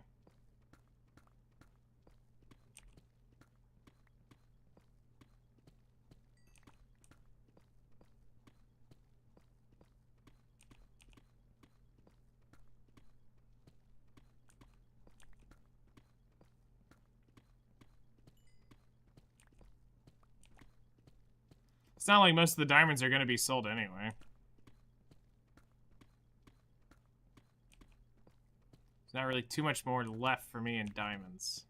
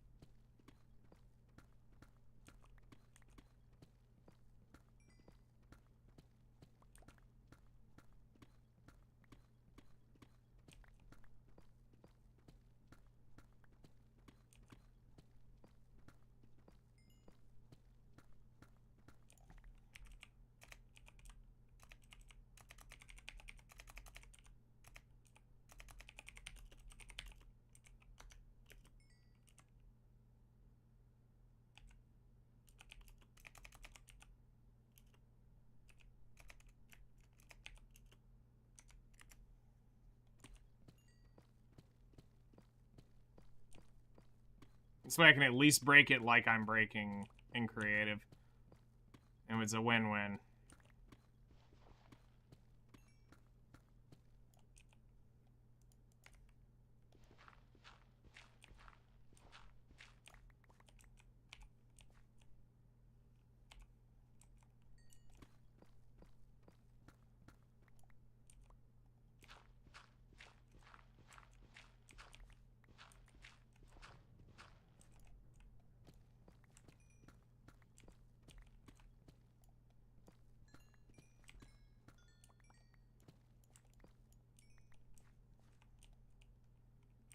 Alright, do we have blocks? Yes, we do.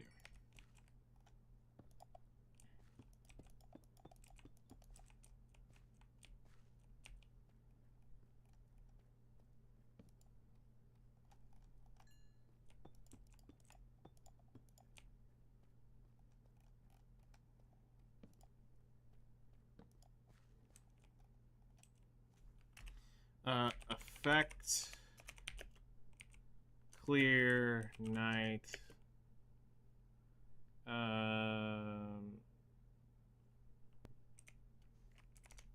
Night vision. This way I can at least still see when it gets dark.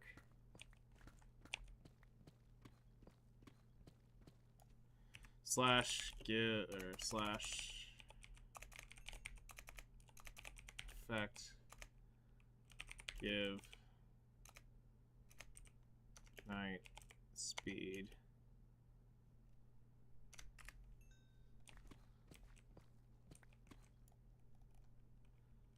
Get these in order.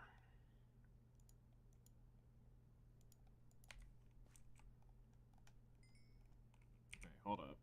We just want to roll off of that, roll off of that. So I go up for torches, down for cobble.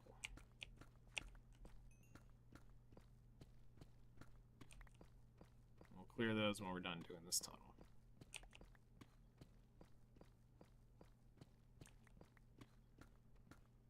I just hope nobody gets the wise idea to try to come down and farm those emeralds. Because if I find those emeralds are missing, somebody's in trouble. Because there's emeralds and diamond blocks just chilling up there.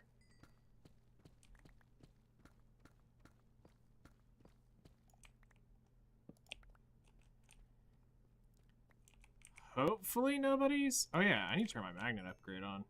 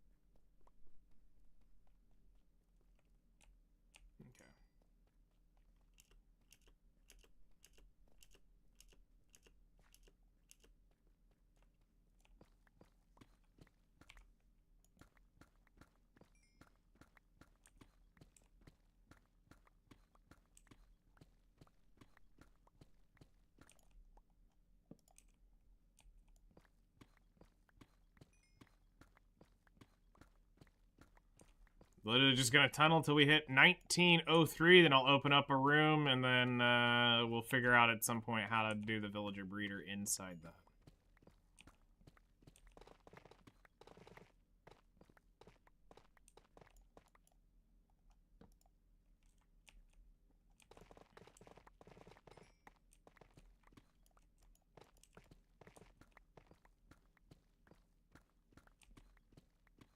Because this is literally almost as fast as just breaking it.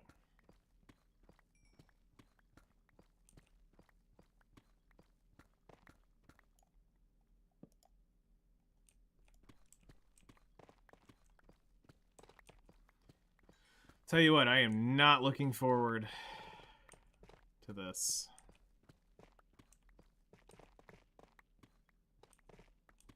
It'll look cool as crap when it's done. Everybody's gonna be like, oh my god, this looks amazing. But it's just the thought of actually... like, how much nauseating work this is gonna be. Oh gosh. Thankfully, we're full building the Ender in creative. I mean, full.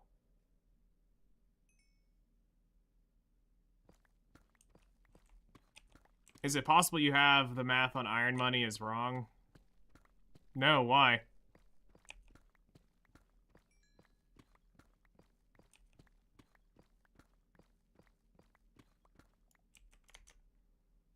Because it is currently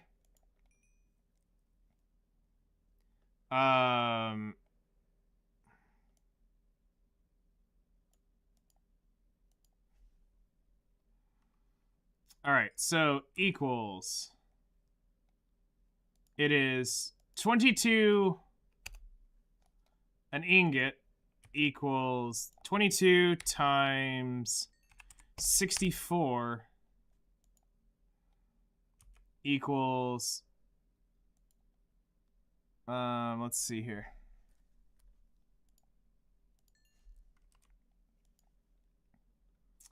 22 equals, that's a stack.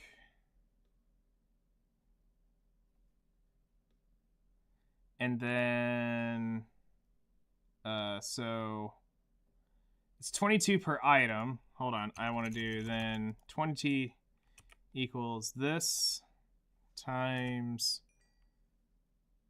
9 is 1,980.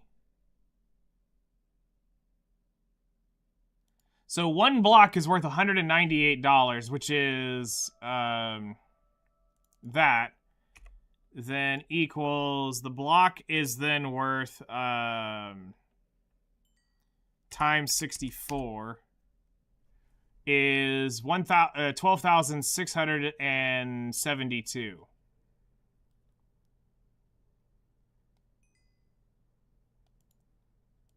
So a ingot,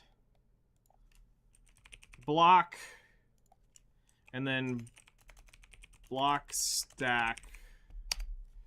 So then if we go off to ingot times 22 times 64 is 1,048. So a stack, just a single stack of iron is 1,408. A single block stack is 12,672. So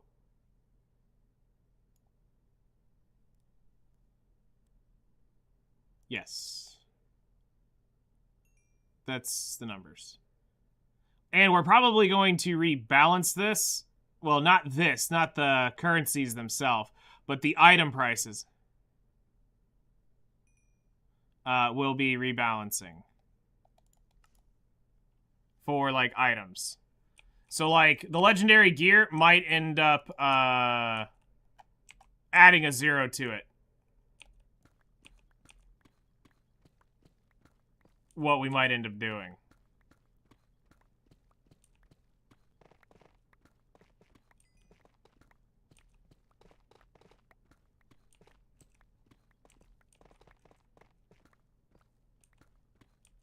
Flutter talked to me about it yesterday, but there were other things that ended up needing my attention that we ended up having to talk about. So we didn't really get to talk about money too much last night. I don't remember who she said was bringing it up, but somebody had mentioned that people are making way too much money already. And I'm like, well, it's not Akaza level of money, which is what we balanced the entire server around. Okay, it was you? Alright.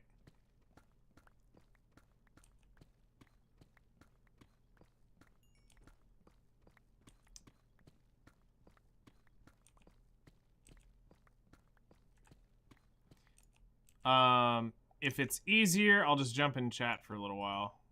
Come hang out there. I forgot to enter it earlier. And we can chat about it. Hear you out. Morning. Hello there.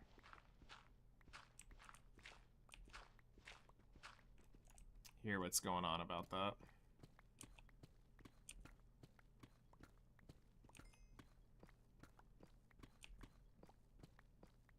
Just digging a hole. Diggy, diggy, diggy hole. So this is going to be the scene for the next, like 60 more blocks.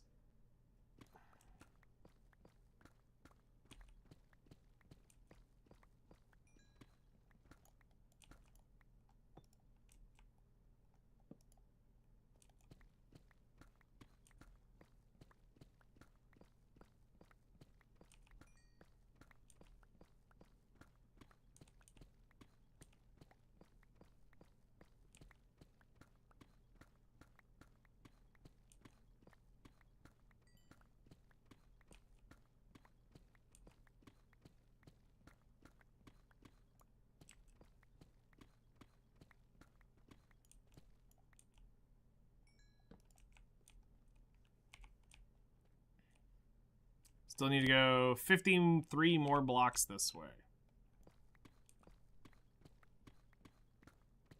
Joy.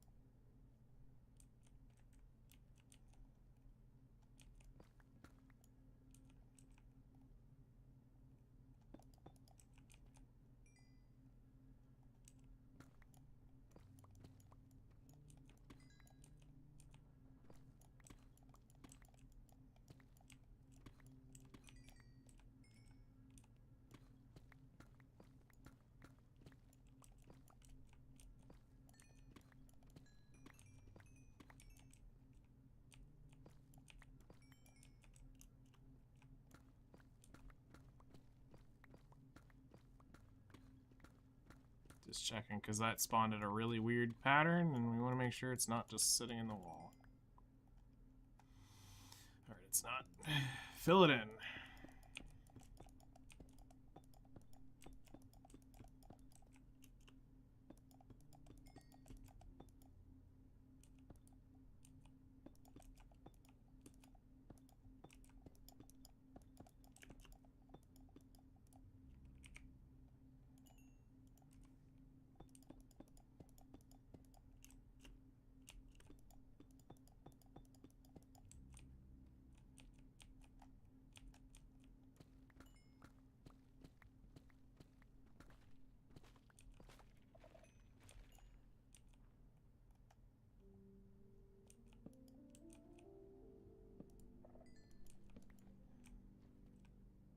Alright.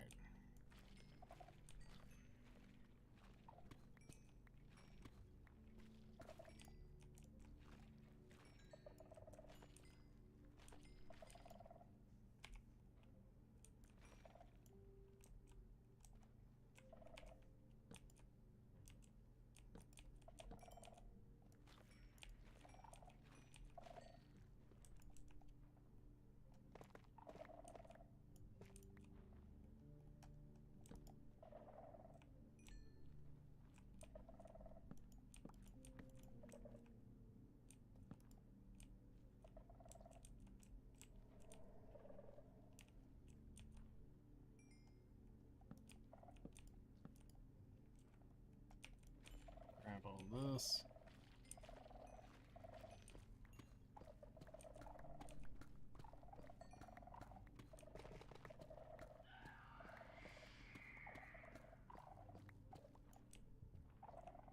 I'm sorry. What?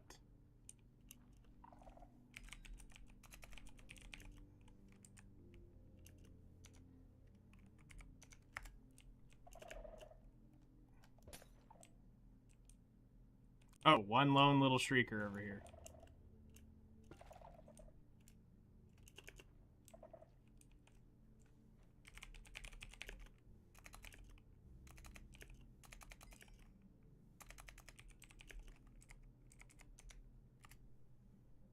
Thought we took all those out.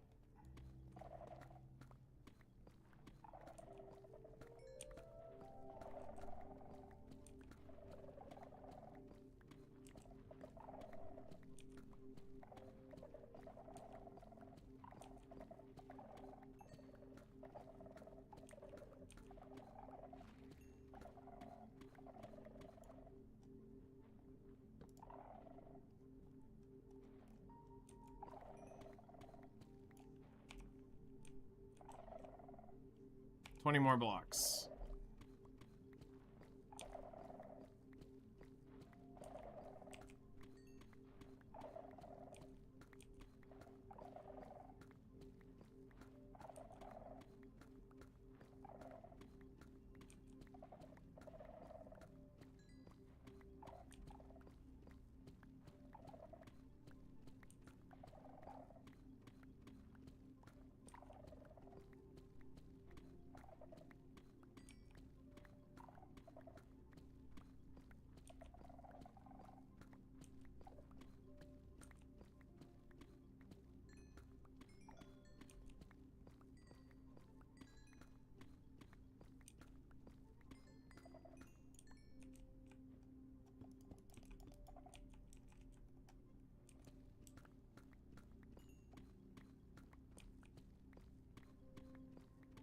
Yay, useless lapis.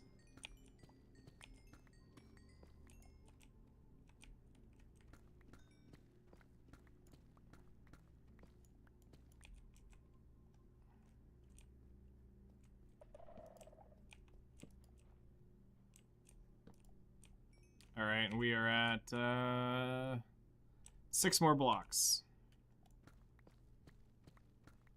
That's 1, 2, 3, 4, 5, 6. So we go all the way to there.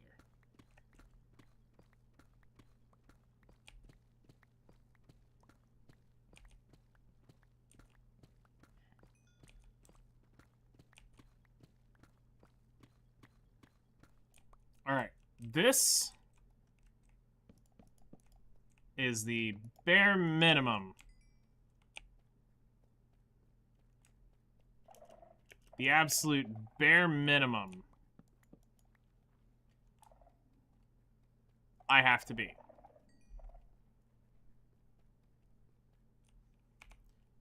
$19.03. Anything after this, we are good.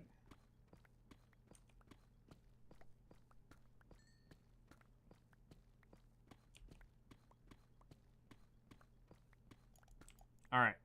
So I've given myself a 3-block buffer, and this will be the opening here.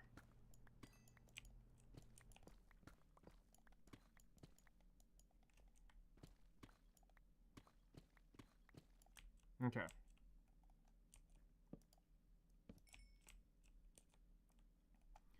So I'm sure this is going to have to be bigger than a...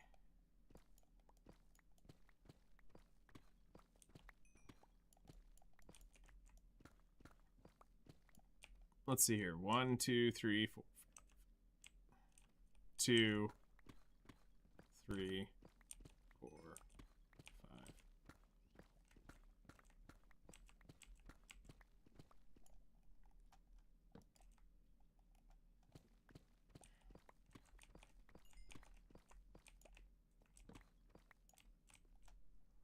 What in tarnation?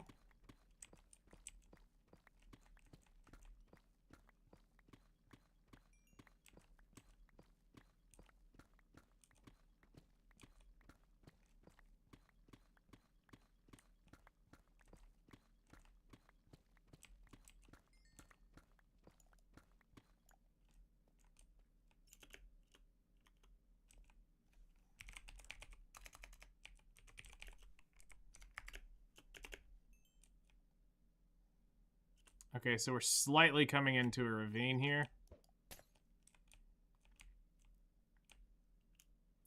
Oh, I remember us scouting this.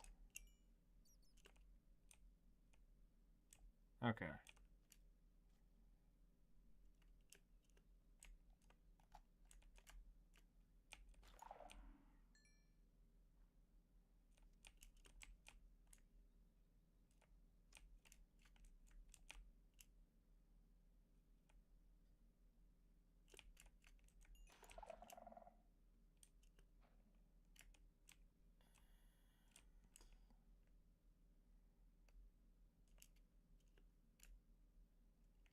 Should be good. We just want nothing to happen to them. All right. Close quitting sex. All right. So...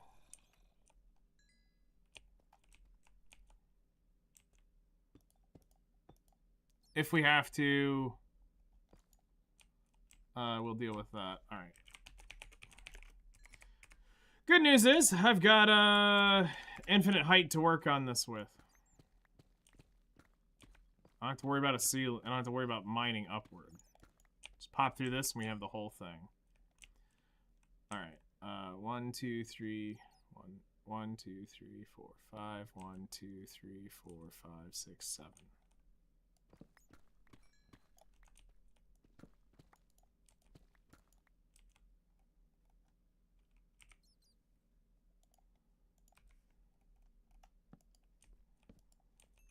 Alright, so a 7x7 should be fine to get started with whatever it needs to be down here. Because it'll get built back and up. It won't go down because I'm going to keep it on this.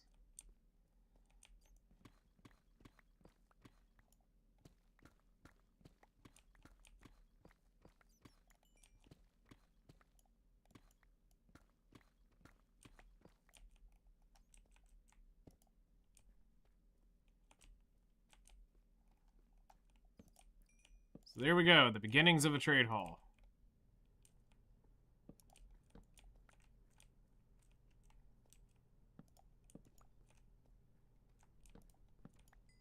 Hellcrest is probably getting PTSD just from looking at this.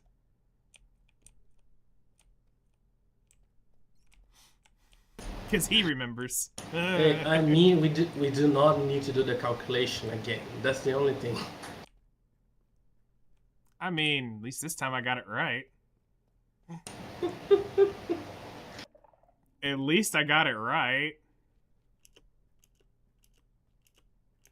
This isn't video hunting? Nope, this is not. This is Minecraft SMP shenanigans today.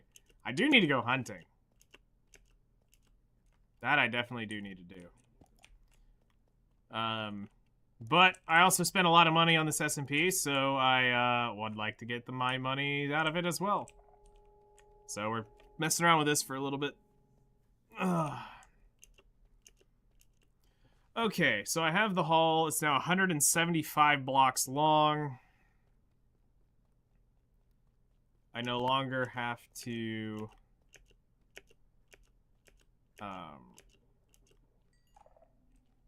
I no longer have to worry about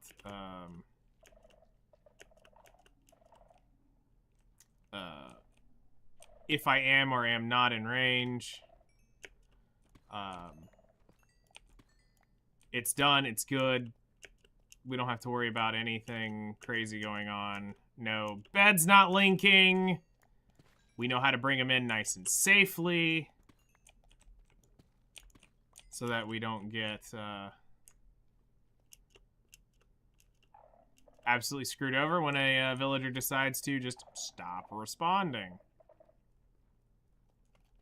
Why aren't you resyncing your bed? Could you imagine me having to move out like 150 villagers?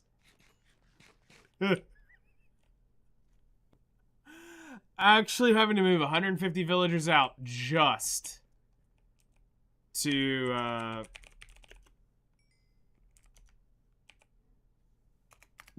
figure out what's going on with the spawn rate. Alright, so that's the voids.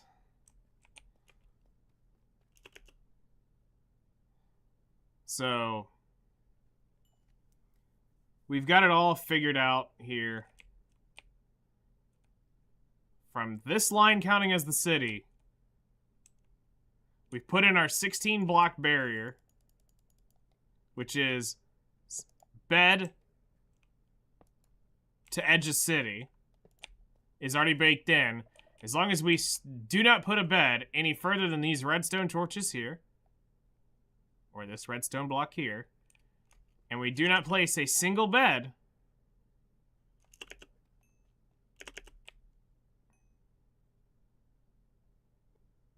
before this point, the two cities are perfectly fine. Absolutely fine, and will not hiccup either one. Again, no bed beyond that point, and no bed beyond that other point, and we're good. So at this point, it would come down to figuring out what do we want to do with... just splash a night vision potion real quick so people can see. We'll go over what we've done, and we're going to go do a couple things at my base. Now that my civic duty is done for today on this. We've charted out the ancient city for the most part. We now have a place where you'll come from the portal setup and a way to get back to the portal. We're just going to break that block now because I see that there's another block. But we have the command block to take us back to spawn. Working. And we have the ability to get back down here from spawn. So that's now working. We've got our 4 major rooms set up, which is the redstone, the emerald, the diamond, and the gold hallways figured out. So we at least now have that.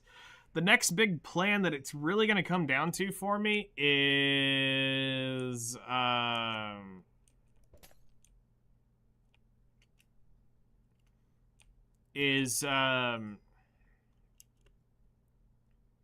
calculating how many villagers are actually going down here. there are 13 villager types, and then we know we're gonna have a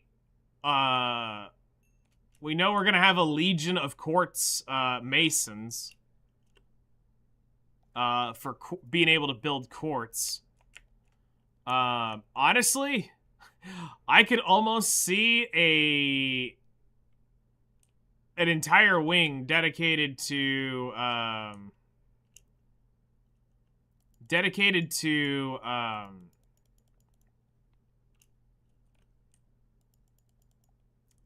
quartz blocks. Because I mean, you're looking at probably to suit a server, unless people are not fighting over them. If people start fighting over the quartz guys, because they only get 2 resets a day,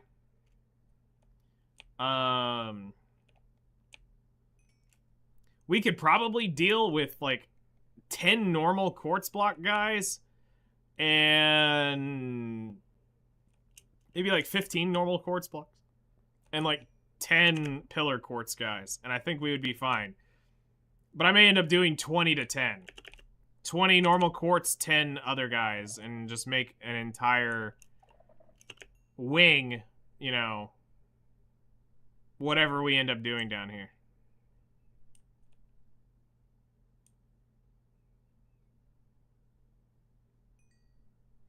I think the 1-person sleep thing needs to go then. Why?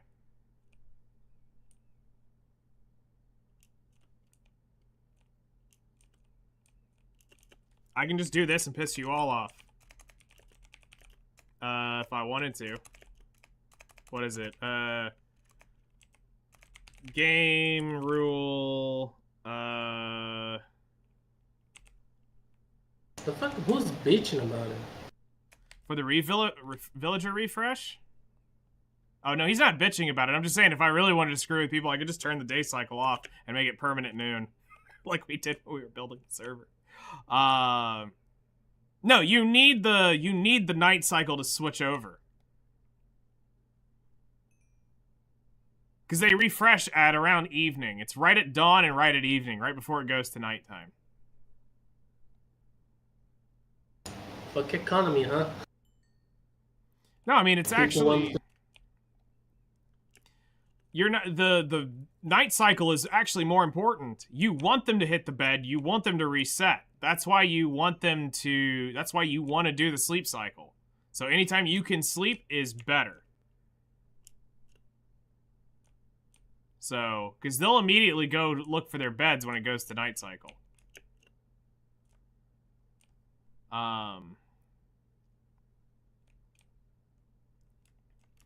But if I really wanted to screw with people, I could be very maniacal, too.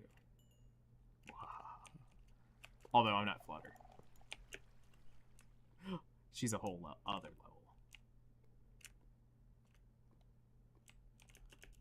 level. Alright. So yeah, we've got our wings. I just need to figure out who's going where. We now have to eventually figure out,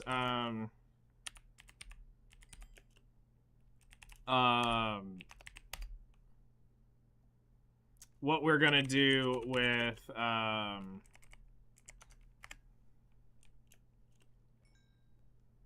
throw that out over there. Effect, clear, night.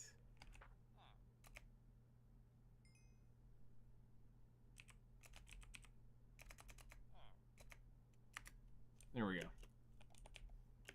Removed all the effects. And now we're just back to being normal. Oh yeah, I probably should remove that red block. Game mode, creative, throw away that redstone block. Gold block, and that, the command block. Alright. There we go. All that garbage is now out of my inventory.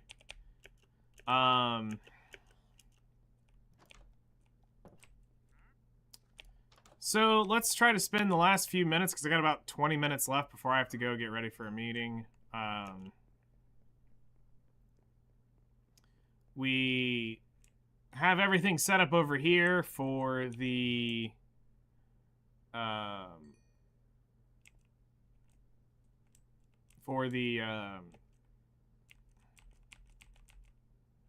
Nether portal and the Aether portal is ready to go. Just don't have it linked up. I don't have it on or completed, so that this way there's no temptation to anybody to want to try to link that up.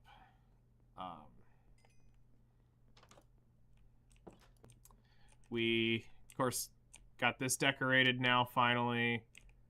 So we'll probably come through and vine clip some of these so that they're not all at yes length, and actually put some sheer length to it to give them some unique dynamic, but we did want to grow them out so that we can make it look cool in here. Which it actually does. I mean, if you look at this from a cinematic view, like spectator, this actually looks really cool. You know, like kind of like this shot right here, where you have the portals and the drip. I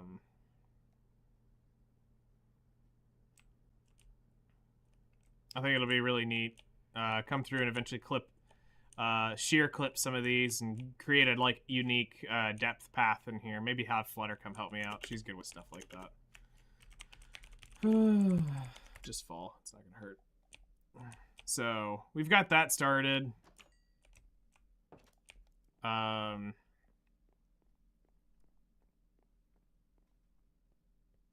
think I said I was gonna use like Umbrum in here to make this look all dark and spooky and call this like an enchanting room.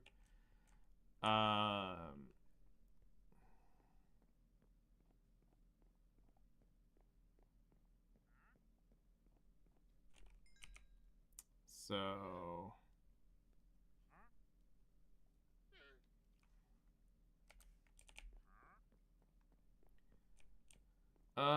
let's see, what do I want to do? Axe.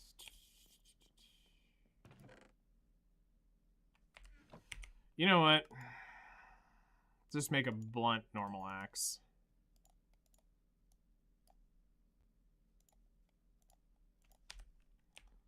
Normal diamond axe.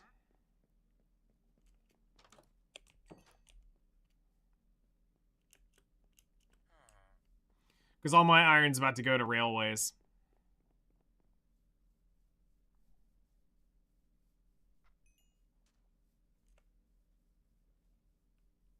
So we'll use a diamond axe for a while. All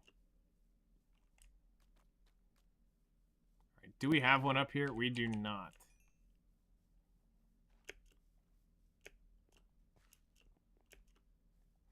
We also need to start planning out my we need to start planning out my home in the Aether, but I do not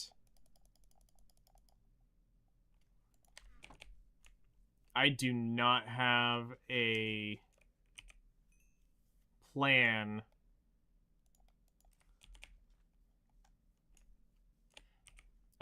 yet on how I want to lay that out. I mean, I have a rough floor plan in mind, but I don't have a plan of like, what colors? How are we going to build this? Which side is it going to go on? Is the spot that I have picked out actually where I want to build at? Is that big enough where I want to build? Do I really want to build there? Or would I rather move somewhere else in the overworld and actually build my forever home? And just put a cool little home in the Aether?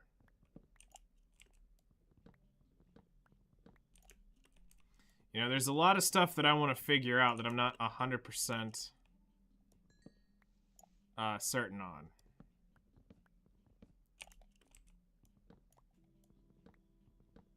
Because yes, I do have knowledge from, you know, testing the Aether and the Aether portal system, because we had to make sure it worked the way we wanted it to, and it does.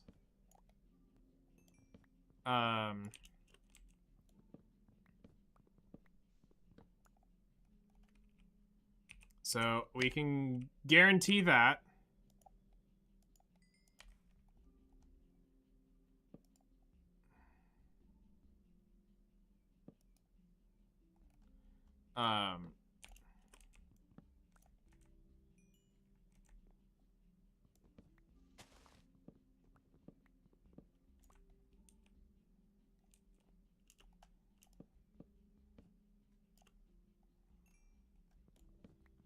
Then it is like a overworld. It's basically like an indefinite overworld portal, which is a little weird.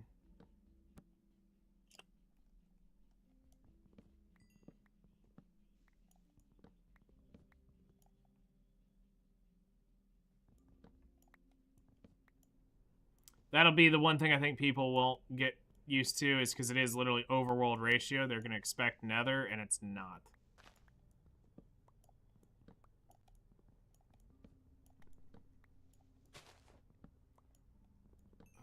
We also have to build the thing for this weekend. Don't want to forget that. Oh, you're gonna have to move a lot, actually. Yep.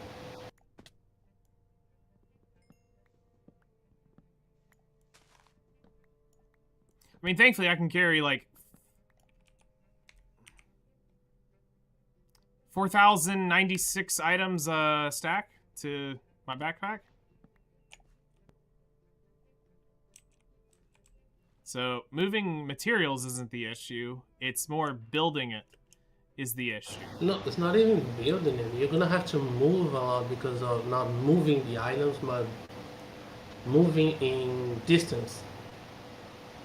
Because you're gonna have a lot of neighbors if you don't move. So, I'm actually gonna say, if it ends up being the spot that I looked at, which is a direct one-to-one movement of, if I open that portal up right where it's at in there is an island, there's a very large island that spawns on. I'm gonna probably put a pretty hard rule, and I'm not afraid to world edit somebody's home out if they break it,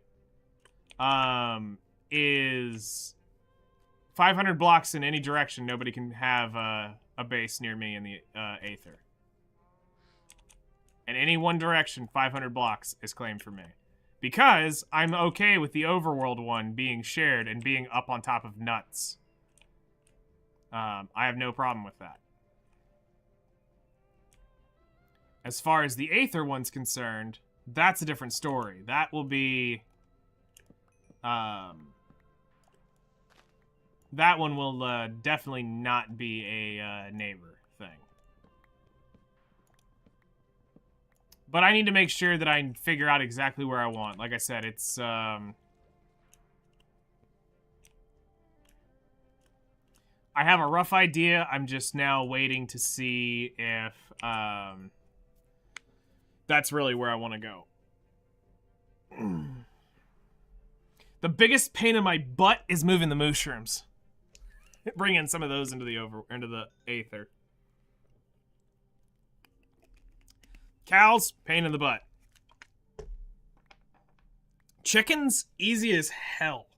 Just get some eggs and throw them. Just get eggs and throw. Ducks, just get eggs and throw.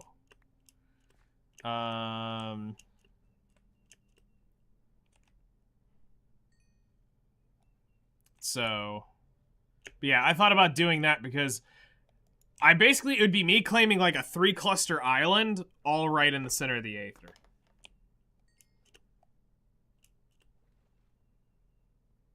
You know what? We only got like 10 minutes left here. Let me just log off real quick. Disconnect.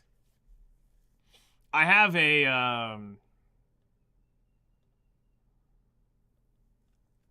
have a single player world that we had loaded up for testing as well of this.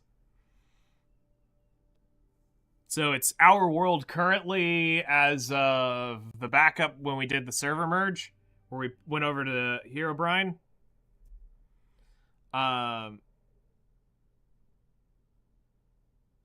So I have that world from that day. And then we were testing... to see if the portal was if it was a 1-to-1 and could we do a Aether. It would be stupid. You wouldn't want to do it. You're better going through the Nether to somebody's Aether portal. Because it's 8-to-1, so you're getting to travel through the Nether. It's way better to go to somebody's Aether base. Which is why we're going to recommend that you put the portal for the Aether and the Nether in the same room. So they can just pop out, and if you're in the Aether, they can go into your Aether base. If that's where you end up building it. Oh yeah, I forgot I was trying to kill the Valkyrie Queen on this thing. Alright. All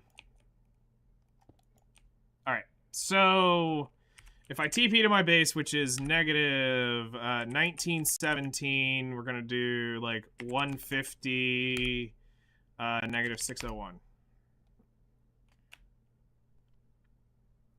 So this is roughly right over my base.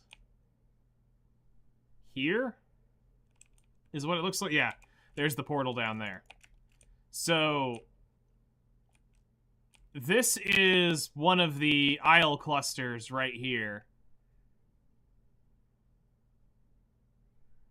That would be my home.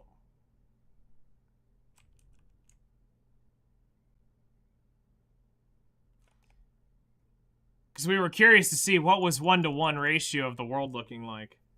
So this would give me a decent area to work with.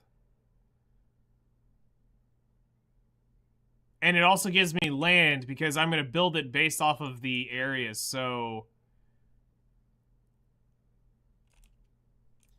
we have like this cluster over here.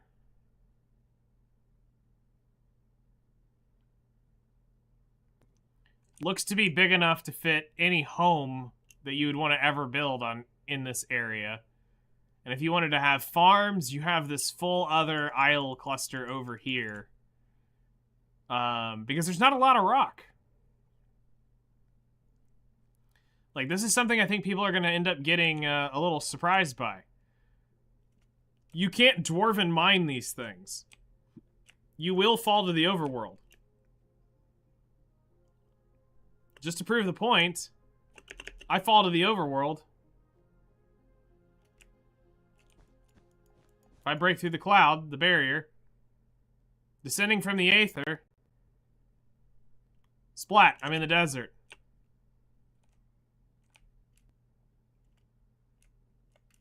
Now look at this.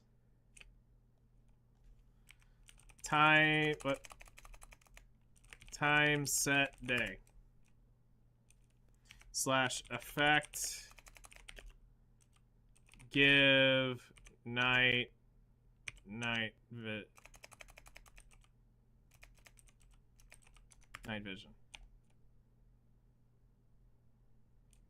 Yeah. That's literally one of the requirements is to build in the aether. You will have to build one base in the aether. Doesn't have to be a big one. It could be literally this. Let me open up a portal real quick here. And I'll just show you what I mean. Just so you get the general idea. Splat through the aether. Literally, to classify as building, you can come up here and just go...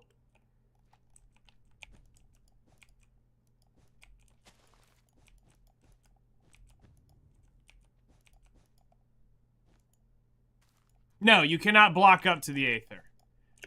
You can fall through, but you cannot come up. But yeah, one of the rules is build a base in the aether, and this would literally classify as just that.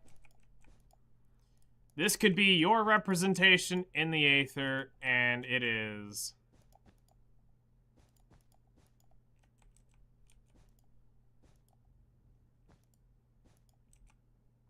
done. That could be your base in the aether. Having some sort of something is all that's required. You don't have to build some gigastructure or anything like that. But this is the place that I chose to live at the beginning, and I knew I would be week 3 before I would get here. So for me, it's planning on what do I want to do. And the question is, do I want this area? This just happens to be what's 1-to-1 above our base. Or do I want to go explore the world? Because, I mean, this thing's incredible when you go look at it. Like, here's spawn. Let's see. 13... 69... 150... And then it's 1694. Whoops. Like, this is where spawn's at. Somewhere down over in here. I think we're over in this region. We have a small base built. But, like, you have this. So, this is where everybody's gonna come up at. We got all sorts of awesome stuff around here. Over here's where we recorded the videos. Was somewhere right around in here. I think it was like right down here we recorded the videos. For the Aether. That's where we were. Somewhere I think like right around in here. Because I could see this hole over here. So. I can't wait for people to come up here and get to enjoy this. Like, I even thought about going over here and living on one of these things, but these Gilded Mountains. But they're just too small for what I think I want to do, and they're too domey. Because it's literally a ball. For me, and that's not big enough for what I want to do. So...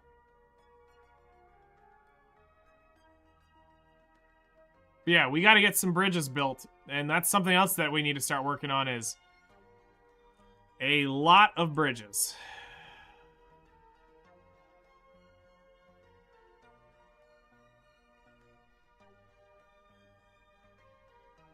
Bridges and stairs, bridges and stairs. So yeah, this is the Aether area and what people have to look forward to here.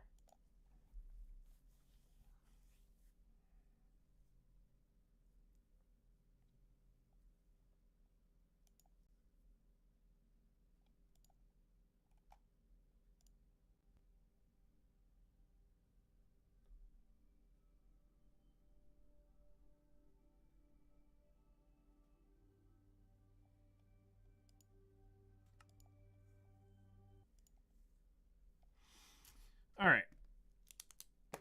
So let's get back on.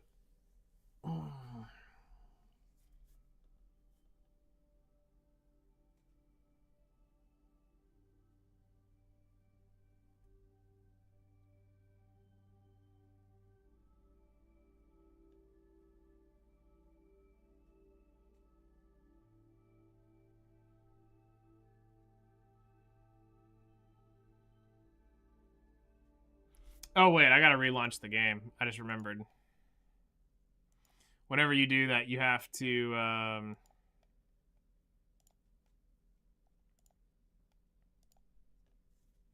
launch again. It doesn't like it. It doesn't take too kindly to that.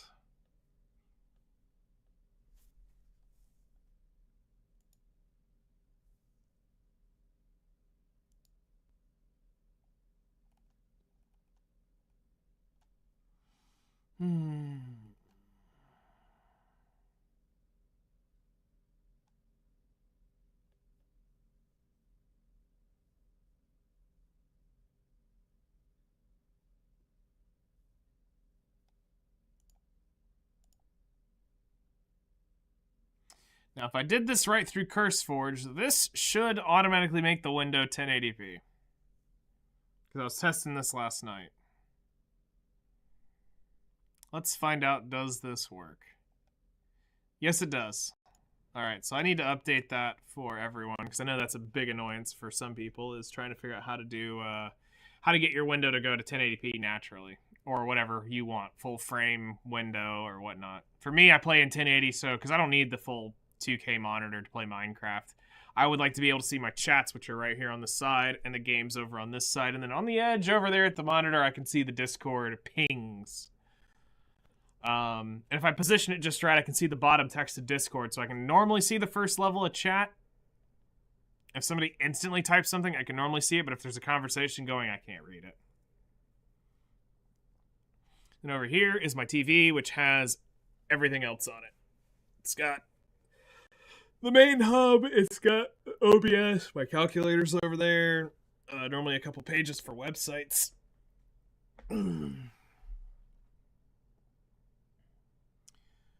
So, Good stuff.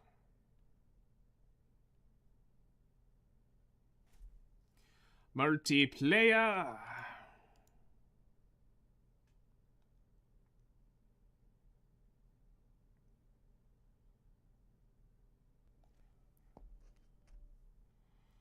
Alright. Well, like I said, today was going to be slightly earlier. Woke up, got a meeting at now 10, so I'm going to go get ready for that in just a minute.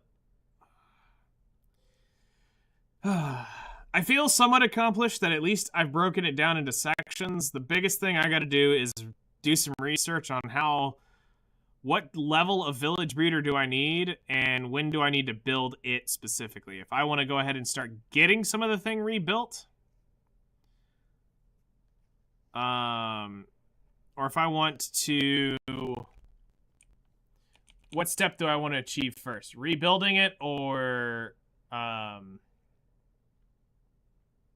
oh yeah, let's lower my, chunks, which needs to be 16.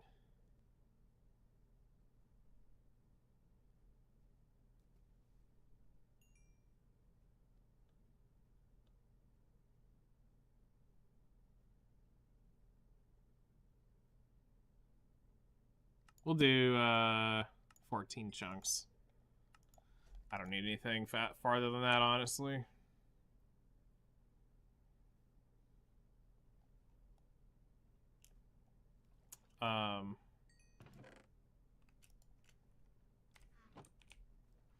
So yeah, it's gonna be a little bit of a grind here.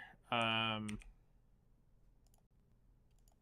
show you kind of my plan real quick before we go, because like I said, my plan is to get off at 9:15.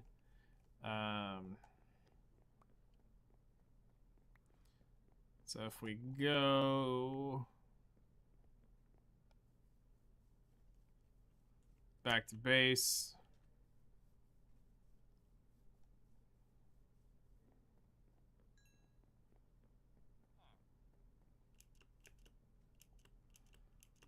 So I don't know how this will end up translating. We'll find out. Not 100% sure.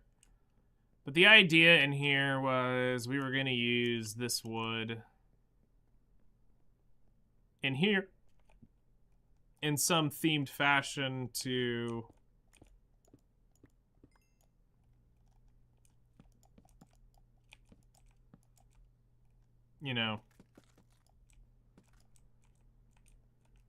give some color contrast to each room.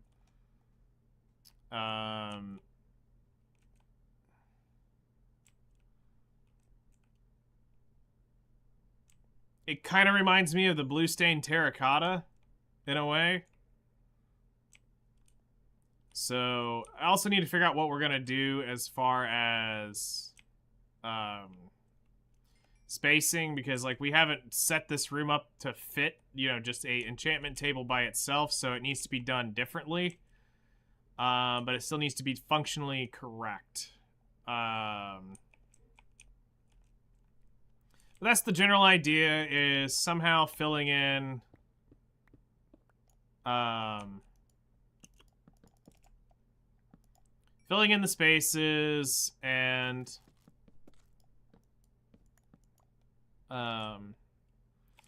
getting these walls maybe converted over to this, just to be something different. I'll probably do something warmer in here. Not really sure. We've got this done. We've used fir or spruce, palm, magical, and up here is the most gruesome of them to do, mangrove. So we created something a little bit fun back here, and I'm still working on getting fir to do the roof. Finish that off. I want to get that finished before the end of the week. We want to trim the building, so that's done. But I also need to start prepping for the Aether, and I don't know how big my home's going to be. I don't know how many materials I need, what colors it's going to be. I hadn't figured any of that out yet. All I know is I'm literally getting this moved there. So we'll have tree farms, we'll have a platform like that, we'll have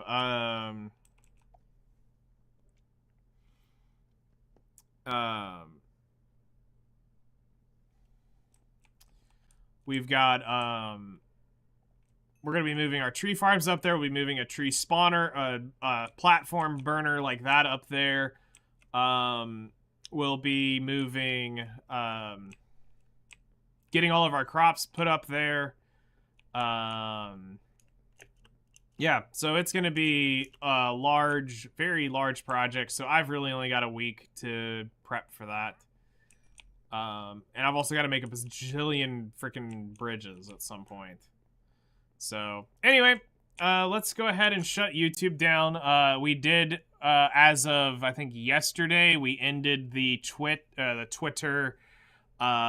We ended Twitter's subscription, so I will no longer be verified on Twitter.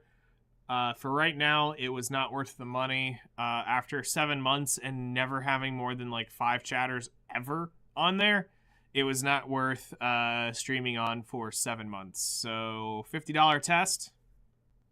Well, more like $65, $70, but wasn't worth. I may look at how I'm going to do YouTube, because this is the most expensive thing, is having the Streamlabs premium thing to do the restreaming to every one of them. I think my computer probably could handle going to both hardcore, so I may change how I do that.